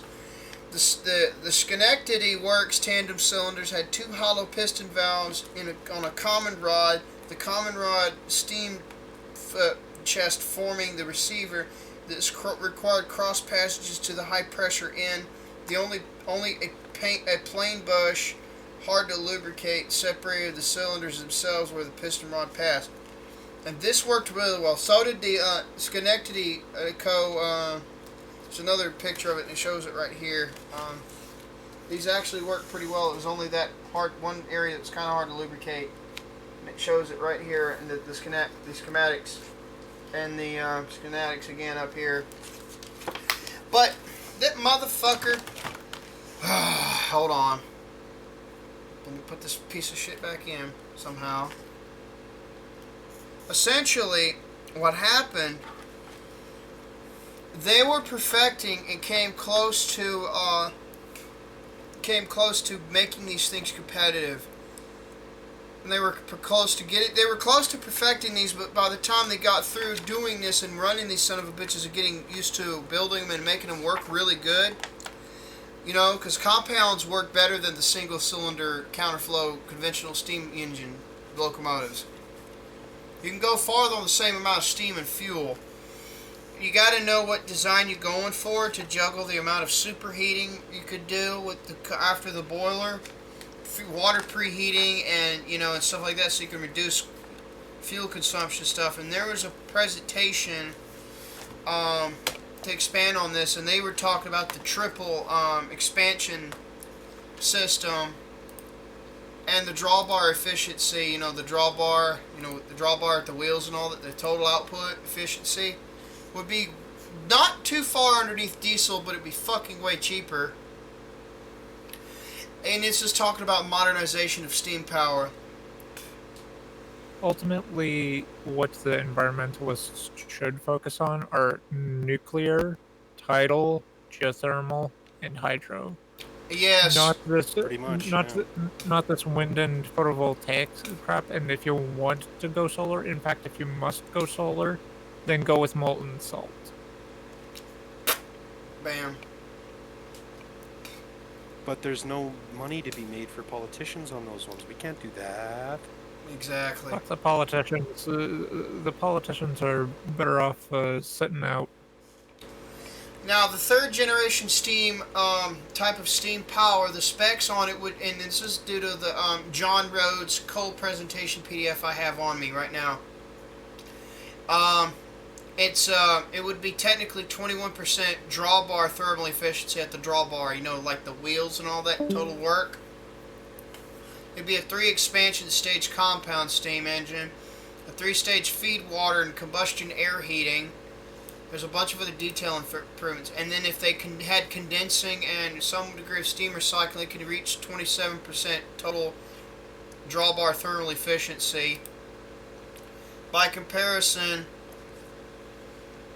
an EMD SD70ACE, basically a type of alternate current traction diesel electric, has 32% thermal efficiency, but they have the mathematics operating the cost line. That would actually be so much cheaper. And the guy Olivio Dante Porta, I think I've talked to you about him, Techno, before. Probably, but I don't necessarily remember the name. Well, he's a dude who basically was a student of Chapelon, or whatever, the engineer that started the modernization of steam locomotives. And that dude was a badass too. He invented an entire water treatment that got rid of, you know how they had to, like steam locomotives had to get rid of, had to wash sludge out and stuff, every so often. I could imagine. Like it's very, very frequently. Well, he invented a type of water treatment that was being made experimentally and worked pretty good, but he expanded it a lot. And you basically made it it took months for sludge to actually build up in the boiler and actually required washing. And due to the nature of the chemical treatments that he developed further, it was easy as fuck to do. The sludge would just rinse out like nothing. He riveted, instead of riveting the connections of the boiler and stuff, he welded it to the frame, which lessened the boiler and fire. I think it was firebox connection, whatever, or boiler connection. I've been both. Well, of course, because rivets create a lot of hard edges, and even then, rivets aren't completely airtight because, well, they're literally holes punched between two pieces of steel, and that's about it. Yeah. So, another thing too that was kick-ass, he basically got rid of a lot of the vast majority of exhaust, like smoke emissions off the steam power, using coal or whatever, by turning the firebox into a gasifying firebox. That also got rid of clinkers. Essentially, when the ashes and the metal of the content of the ashes solidified, they would solidify and interact with the fucking metal of the firebox, and it would make molten hot little dinging little nuggets called the clinkers or clankers. And they had a corrosive problem because of the potash, from certain alkaline salts that were formed in the forming of ash when the shit burned off. So that got rid of a vast majority of that too. He managed to damn near, instead of requiring 3 to 4 people on average to run a big locomotive, he made it narrow him down to like half. To make a big locomotive run good, he could make it to where 1 or 2 guys, depending on the type and size and approach. This guy was a legend in his time. He basically revived helped revive the Argentinian post-war economy with his work. He made a badass locomotive called the Red Devil, too. One of his students, David Wardale from England, or somewhere in the UK, I know that much, actually wrote about the Red Devil and has a whole book on it, except that book's about like 60-something fucking dollars, depending on where you're at. I think 80-something pounds, I don't know, pretty high. But the book's valuable because it has the engineering and the math and all the formulations, all that kind of shit. Mechanical engineers' hobby wet dream, if they have railroad connections, essentially, are in that book. They go into some of the stuff in this book, but not that much. But it talks about it shows schematic stuff. I showed that pictures of that already in the for the podcast here. And it's actually incredible because you could actually, instead of hemp seed, and don't get me wrong, I think there's like Canadian Bacon was talking about before. There's like some challenges, but it can't be done. Hemp seed biology could be viable for the future, but at the same time,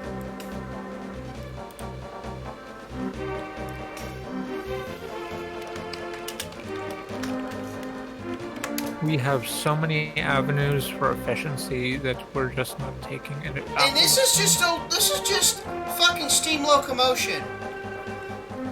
The tandem compound stuff that they were doing back then that worked well, I could take the principles of the Skinner Uniflow steam engine that drove, what was that Saint, it's that damn fucking barge that was cut in half and was replaced with an engine and I think it was cut in half or some shit, the ferry barge that was long as fuck and it ran for fucking, I don't know, damn near a century. They put a Skinner Uniflow steam engine to power that sumbitch. And it ran perfectly fine with little maintenance until, I don't know, 2013. They took it out. That was the last one. You could take that, but more modernized design, and put that to a miniature version of that with, I would say, coreless valves, because it's less valve gear to fuck with, and, you know. And it just rotates and goes back and forth. And the front end of the tan, the high pressure piston at the front would be a counterflow, and with the right open, when the valve opened up, it let the steam go into the other piston. The low pressure piston gets a second use.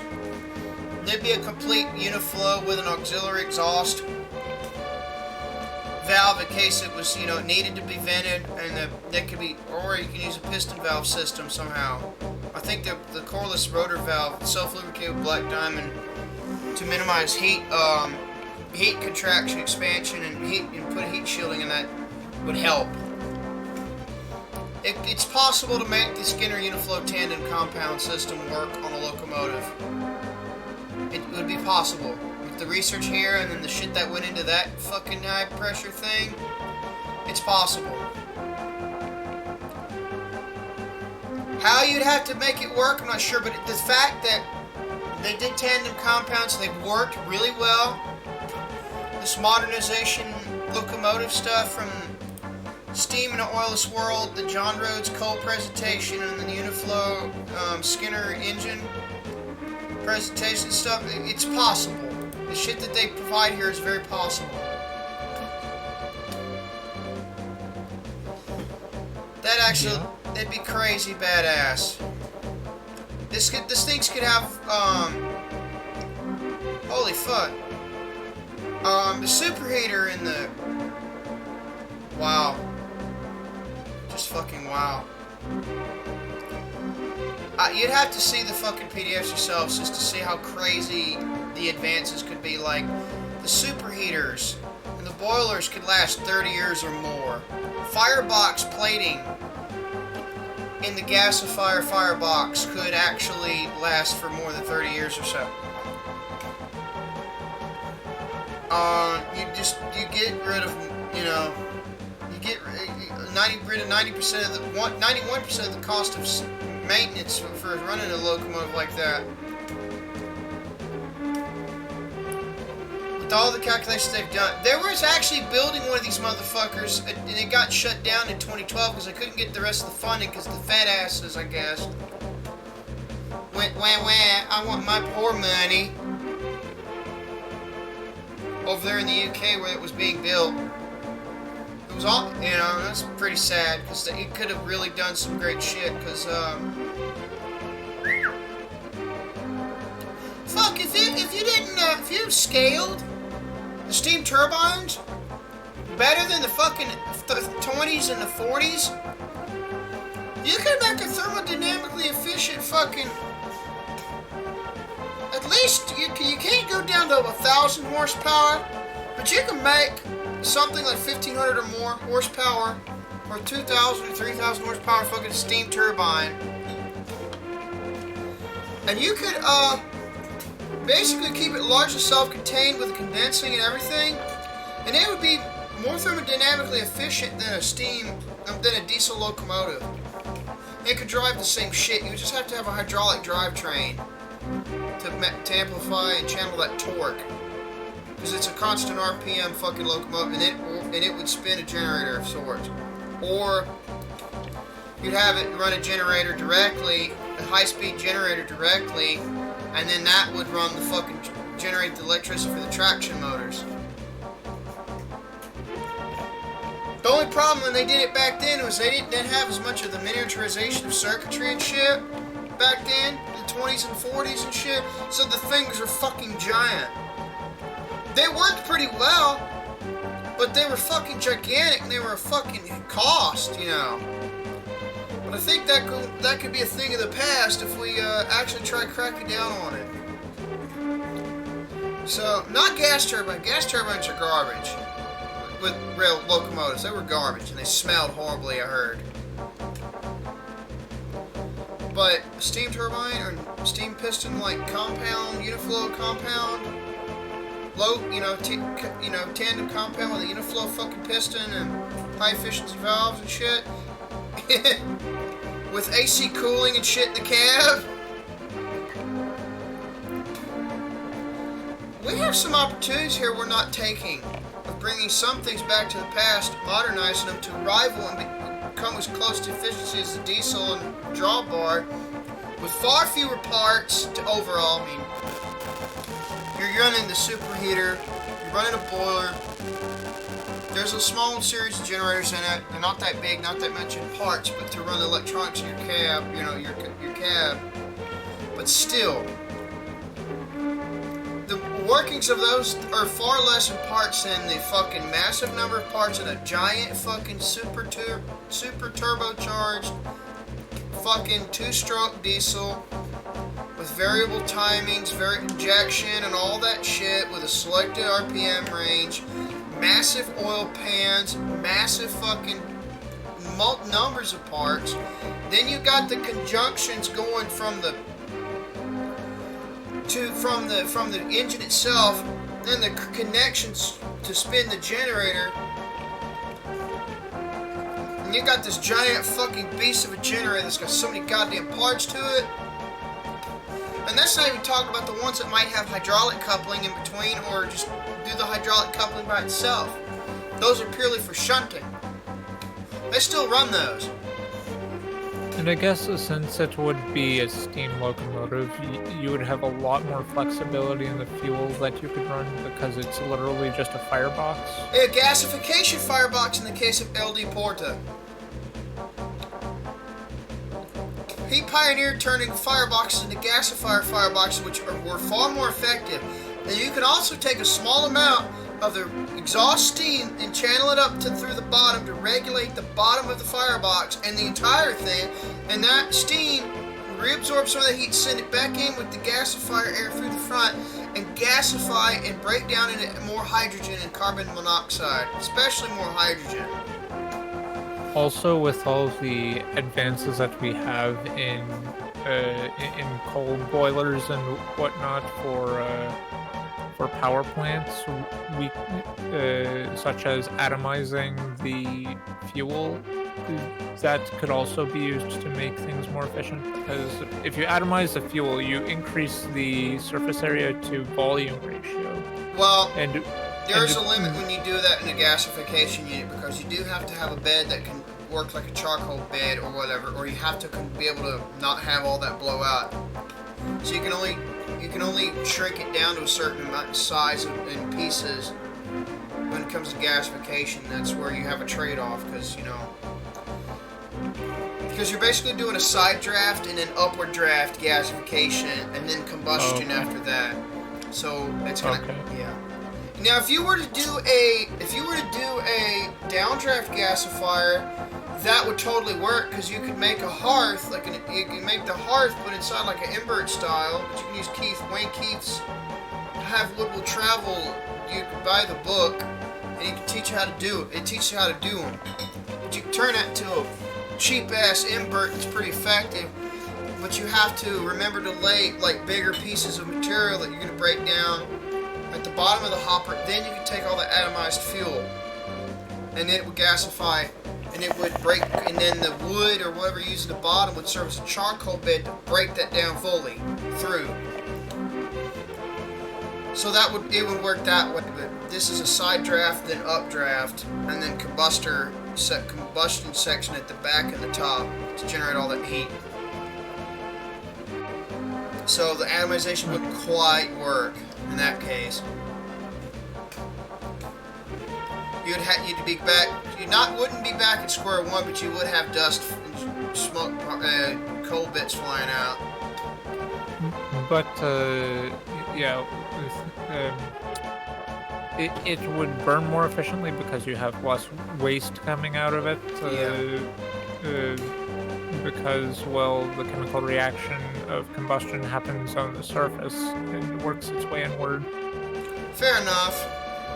It's just this thing does that by working in gasification and then combusting the syngas.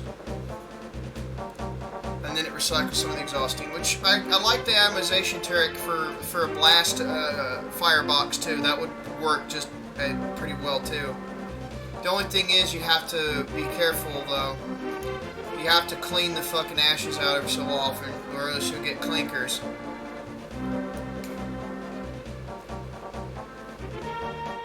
Now, if you use this type of modernization steam and you went to oil, of some type of oil, that would work too. Fuck, you could actually carry out Rudolph Diesel's dream about using, self-sufficiency on vegetable oil for fueling and oiling an engine, but it wouldn't be the diesel engine. Well, heck, vegetable oil clearly has no use in food. They really don't. Most people, unlike what a lot of people think it does. So why not just burn it elsewhere? Not to throw shade or anything or throw judgment, but a lot of people in the Bogosity think it's like, oh, it's perfectly fine. Like, you realize omega-6 oils make the cell membranes more weak to oxidative damage, right? Plus, we're mixing carbs and fat at the same time all the time, and it's also adding to that problem. Along with the Randall cycle, and it's inflaming the shit out of us. Did we not realize this, folks? Hello? All I know is that in order for that shit to become stable, you have to do some weird processes like hydrogenation and whatnot. And yeah, hydrogenation. That's also not fun. That process was originally invented to hydrogenate. Ow! Stop it! Fucking quit! It hurt! Cat was trying to climb on me, but she slipped. Not, you should do what it's supposed to. Goofy little shit that hurt! Gripped into my knee. Holy fuck, that hurt. No, Tigger Lily, no! Chill out, you little spurg. Jesus Christ, she's just wanting my attention so bad, like. But she wants to get in my lap. She can't right now. Yeah, I'm about close to 999 rupees again, but I think I've combined episodes 5 and 6 already. No! And I think I've combined 5, 6, and 7 in one episode. Yikes. first and second Dungeons of Dark World were too easy, and all I had to do for episode 5 was really try to pad it out a little bit, but I guess I couldn't. But still, I was gonna try to make like 1 dungeon per episode, but boy, did that not work out. And there I go dying again, fucking absolute poorly. But these are just opportunities we can. No! No! You don't clog the shit out of me once, girl. No! Holy fucking Christ. No! No! No! No, ma'am. No, ma'am. But yeah, saturated fat is what your body already makes from normal fat to store because, well, hey, it's more energy dense because it's saturated, and the trans fat is the garbage fat. The only trans fat that's actually edible comes from the ruminant animals. It's called conjugated linoleic acid or whatever. CLA. McDonald's, please go back to using tallow for your fries. Yeah, good luck with that. They don't want to do that. They're too busy cashing in, taking tax money from the beef cattlemen, the BCA, or the NCBA. Unironically exploiting the fuck out of those cattle farmers while pushing fake meat patties all over the place. Yeah, they're corrupt as shit. I thought the fake meat shit was coming from Burger King. Honestly, there was I think it was McDonald's, there was Burger King, there was Cargill, and there's fucking Tyson. They're all in on it. And those feedlots can be fucking fixed. And look, you can hate on ethanol all you want. I'm already going to do a fucking an extended fucking. I already did kind of a debunk on some of the ethanol problems, quote unquote, for certain areas. It's not actually the ethanol that's to blame, it's the gasoline that they use to blend ethanol to. No! You almost got me killed! Damn! Chill out, sweetheart. Chill out. Please. Funnily enough, I was just watching a couple of minutes ago. Reason's first episode of Unintended Consequences, and the worst one was corn subsidies, because they thought ethanol would actually be an efficient source of energy, but no, it takes 1.2 parts of gasoline in order to get 1 part of ethanol out. Well, that was according to certain study systems. There were certain biases to that. Mind you, the episode was 10 years old, and who knows what has happened since then. Well, there's a lot of fucking people that called out Pimentel for his the guy that did a lot of that. He was paid by Big Oil to do those studies. He did through certain biases that didn't match up, like with tractor operations and stuff. The reason it usually costs, if it costs more fuel to get the same amount of ethanol out, it's because of how they were shipping it, and the petrochemicals in fuels used to run the mining equipment for phosphorus and shit like that. That, mind you, leaves behind fucking radioactive salt mine like salt slags, like fucking slag hills and shit. That's horrible, but it's true. Well, hey, here's a great idea. Why not just go with the idea of a pipeline? It's almost as if it was happening last administration in the United States. Go with a pipeline, because the pipelines don't use any fossil fuels to run, and they transport a shit ton of fossil fuel and far safer than trucks.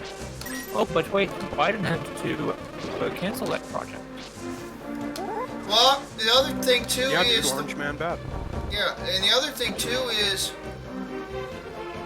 ethanol. They did a study. I said this on conventional farming food bar videos, but I've also talked about it in, I think, episode 1, part 1 of my How to Go Green Market Style Now video series. The episode 1 is a mini series of 3 vids because it's a lot to cover on ethanol alone. You could take the corn, all that corn oil that they sell, which I argue is not food, because of the stability and all that issues and all that shit. And you know, we're not meant to eat that. We're not designed evolutionarily to eat that. Are you kidding me? So, or you can say we're not created, if you want to use that angle, to handle all that omega-6 at once, or any noticeable quantity like that. It's supposed to be dispersed amongst saturated and omega-3 fats. It's supposed to be dispersed amongst them. But anyway, that's mechanistic and pathophysiologically speaking. Watch the vegans scream while they unironically are supported by big pharma pill peddlers. Aha! Suck my ass! But speaking of which, Bayer was in on the fucking alternative protein peddling as well.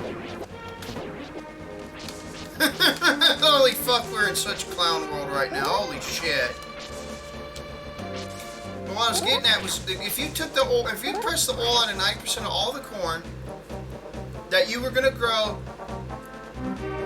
and you use that to make biodiesel for the tractors to cut the use down, to extend the engine life, because there's more lubricity in biodiesel from B5 to B20, because it's really all you need to do, unless you're making synthetic diesel powered by clean nuclear microreactors making the synthetic fuel. That'd be a very constructive thing too, because it's cleaner and better performing. Because there's low sulfur and there's no sulfur and hardly any aromatics, so it's a great quality diesel fuel. Proper ignition, high quality. The biodiesel would just add oiliness and make it burn even cleaner. B20 would be a benefit of that. Perfect for that synthetic stuff. But anyway, all you'd have to worry about is just one treatment for anti-gel and you're good. That's it. Diesel mechanic in a bottle can do that quite well, and it's all with Regenless. It's a combustion catalyst to reduce particulates on its own through just better fucking burning. You know, no one talk about that. But that would, and the ethanol that comes from distilling quit it. Sorry. That would come from distilling the starch off of that, the all that corn could be used to replace half of the methanol in baking the biodiesel, or replace all of it if you want. It actually would be okay because it would actually improve safety, and there's a little more energy from the resulting biodiesel than using methanol. So that's pretty nice there. So it's also slightly thicker, so it's a little more oily as well. If you're going to make some kind of biofuel, algae is the way to go. Well, of course. I mean, they got GMO algae making basic fucking petroleum already, so... I could just harvest it from the fertilizer runoff. Oh, yeah.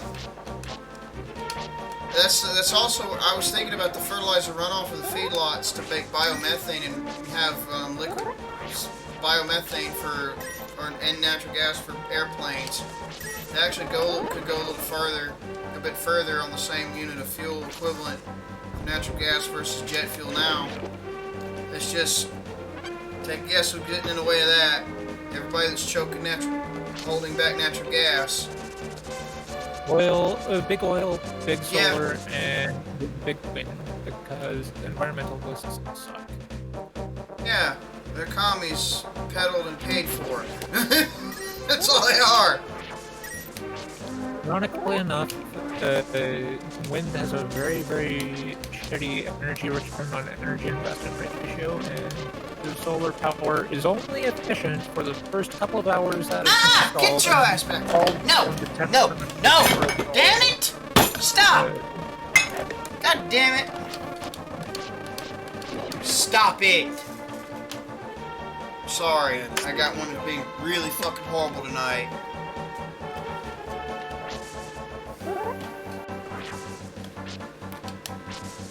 Funnily I'm enough, gonna take off, so we'll see you guys around.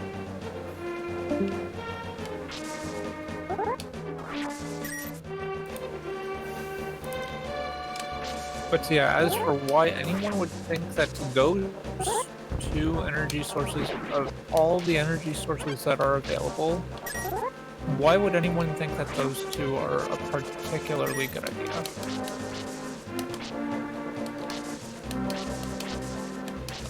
Like, the sun doesn't shine all day every day, so if you're going to take power directly from the sun, you need to have at least some kind of medium which can store the energy from that and release it over a longer period of time. And wind, well, there are just way too many conditions in which wind is ineffective. It's just crap. It's just bullshit. And also, it just takes an awful lot of oil in order to make the wind turbines anyways, so what does it matter to the anti-fracking crowd? Well, that's another thing, isn't it? Biomethane turning the feedlots, like I said before, if you're growing a grain for, say, sorghum, barley, corn, those tend to be the top ones, right? Depending on what country you're in. You companion crop them with fava beans or whatever legumes they do best with. You have more yields. If you do it right, you can double the yield on 1 acre. They've done that damn near it with. They could do that with corn and fava beans. Companion crop them the same row. You could potentially cut the fucking, you potentially could cut the shit down, by the use of land by, fucking half. Essentially. And so have hire people, or automatons, or ideally both, or, my ideal would be people. They can just clip the shit, the fava beans off the stalks, harvest them how they're meant to be harvested, properly, and then they could gather that shit. Would you fucking quit? No! Stay off my desk! I ironically have the opposite problem. We just got a pair of cats like a week and a half ago. So, but anyway, what would happen is they would pick the damn, fava beans off while they grow up alongside the corn in the same rows. Holy fuck! What is it? It's this one. It was doing all the trouble, making all the hell. You're just terrible. You're just rotten. You're a silly little shit. So, what happens then when they finish harvesting the last of the fucking fava beans before the corn's ready to be harvested by the machines, like we always use now currently. You don't have to do nothing there. The corn harvesters are all the same. You can even mildly automate them for higher efficiency in certain areas. Same, what you can do before that though is you put a bunch of fodder crop and pest repelling crops, crimp the shit out of them and mash them in so they could die and turn into mulch. You just strip till, just till strips, don't till the whole fucking thing, just till in strips with all that mulch there. You're gonna fucking make it work. You do that companion crop and you have the people harvest the beans portion until their legume portion until they're ready until the corn's close to, until right before the corn's ready. Or whatever grain they're using. They're companion cropping with. And what'll happen is they cut the plants down, lay them on the ground, and the grain plants can be harvested by the machines. They could if it's corn, they could press it all out of 90% of their fucking crop. You gotta leave a certain amount untouched so they can have the enzymes to make the mash. They can be fermented to make ethanol. The ethanol can be part of that can be used to make the biodiesel out of the corn oil. That can go into the tractors and all that shit. If there's any left over, they can put some in the trucks. And there you go. And the feed that comes from that can be wet, can be sent in dry distilled grain, reduced fat, dried distilled grain to the feedlots, wet down, fed to them in a wet form of like 1 part to 4, 1 part of wet reduced fat distilled grain to either 1 to 6 parts. 1 part that to 4 or up to 6 parts of fresh cut grass, like zero grazing types do. And that would be the feedlot improvement. The shit, piss, slurry lakes come from that. We turn to biomethane plants. Or GMO algae petroleum plants. I think a combo of both would be best. In all honesty. Well, heck, we already have a problem with one. Just the only need you have to do in order to reap the benefits of that is harvest it. And the other one, well, we're already growing corn like there's like it's going out of style. So that's what you do. You reduce the amount the animal feed portion, the 30 something and the 30 whatever something percent that's used for animal feed could be the same fucking thing. The animal feed, the cows will produce more milk, and it'll be close to grass finished quality as you can get within that efficiency, because the wet distilled grain again ranges from 131 to 145% more food efficient in its wet form like this, and all that fresh cut grass. It has a fattening capability that's 20% more than the conventional like grazing.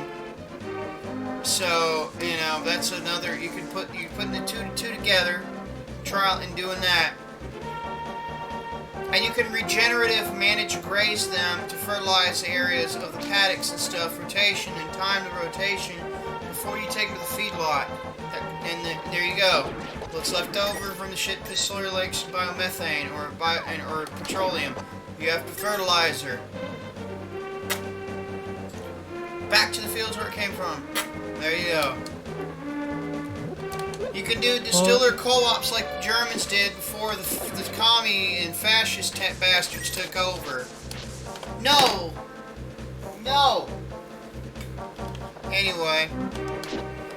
And they did, and it was the distilleries are cooperatively owned and run. The farmers would go to them, they get part of their mash back, and they get the alcohol to run their engines with it. And there was the only time in history subsidy ever worked, but this should have been done ideally without a subsidy. well, That's the only thing I anyways. hate about it. It's the only thing I generally hate about this. But the plan was still good, and it was highly efficient. They had a meat, dairy, egg, and fucking alcohol running engine export. And that kept the Germans' farming economy and a lot of the rest of the economy extent to alive too. And it put back into the soil, I don't know, like 1 to 5 inches per year. They've been doing that all over the place with these methods here I'm talking about. It'll also decentralize and shrink the feedlots off of raw efficiency and give power back to the local farmers of every country, especially the U.S. ones. They're taking a fucking. They shouldn't have to be. Anyways, interesting content. However, I'm going to have to dip for now. Hey, take care of yourself and thanks for joining.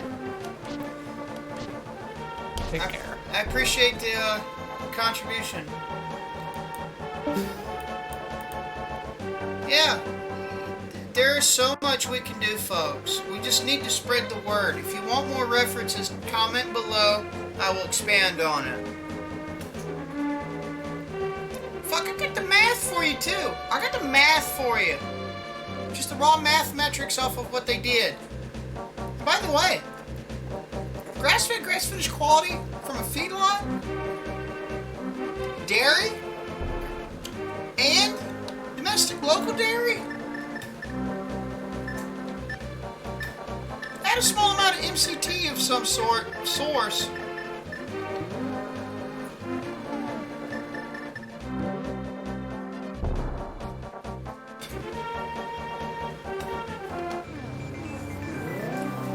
You'll make the world a lot better place. why the exploitation, what little abuse is there will be minimized even further. The vulnerability to sickness will go down. Another benefit that'll happen is this.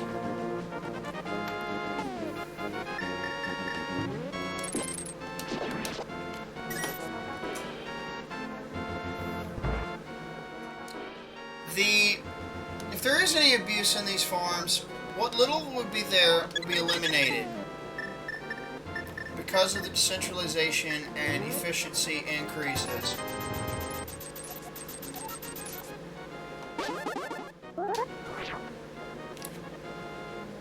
Think about that. Our 95 million acres of land would be even less than before.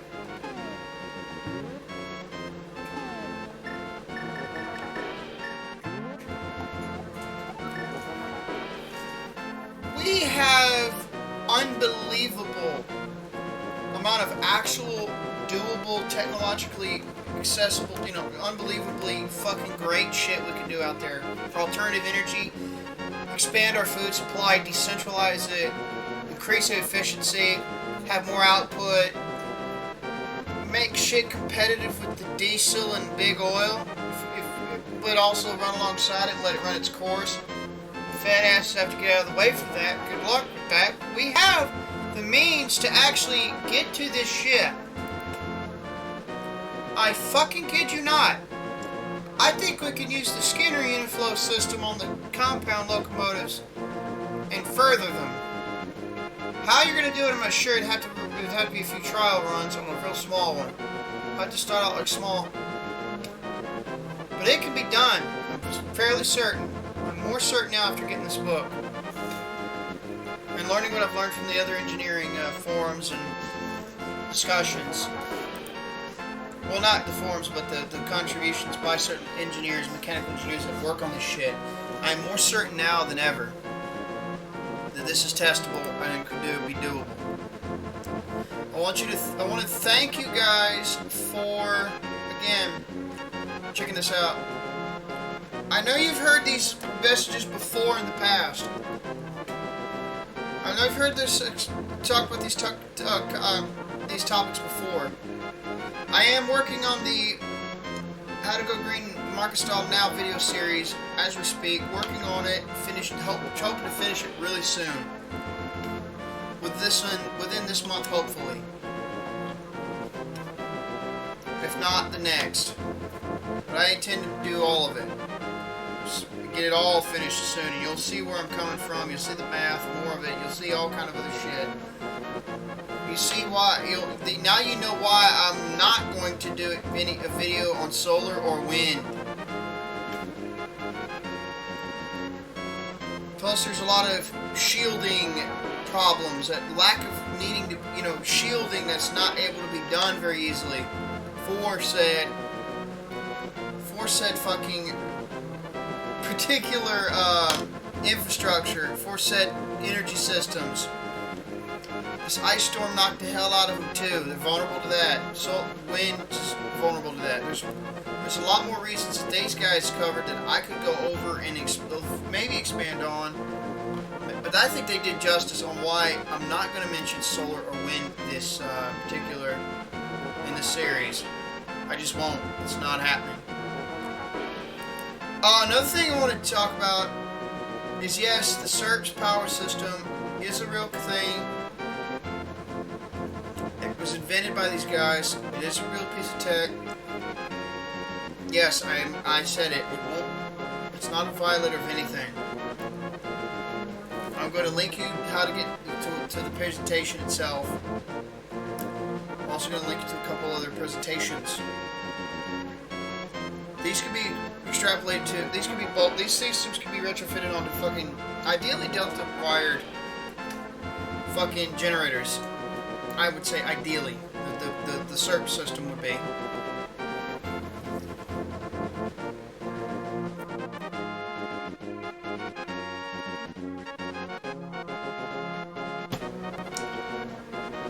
So yeah, thanks for watching. See you around. And description. Check out the description. If you can, check these particular presentations out. Please do so. They will take some time to watch. They will take some while. There are some listening hours. But these guys tell you everything that you need to know. About what's going on in the electric grid, why it's being downgraded horribly, what can be done to fix it. What I know now, along with some other things, and then the fucking SERPs technology, which is one of the several recreation of Tesla's principles in regenerative and reactive power, for reactive power magnification and power recovery on a system, and using certain laws and certain losses as gains through engineering trickery of the highest order. Not trickeries and fraud, but trickeries and tinkering and tweaking and modification of the highest order. Some absolute mindfuckery that Tesla could do. And these guys are just rediscovering and recreating some of that in different areas. Please check these out if you can. Please purchase them if you can. They are well worth the investment. I'm not going to bullshit you. They are. This was some little peppermint extract I made from scratch that I just put in the Adams extract bottle.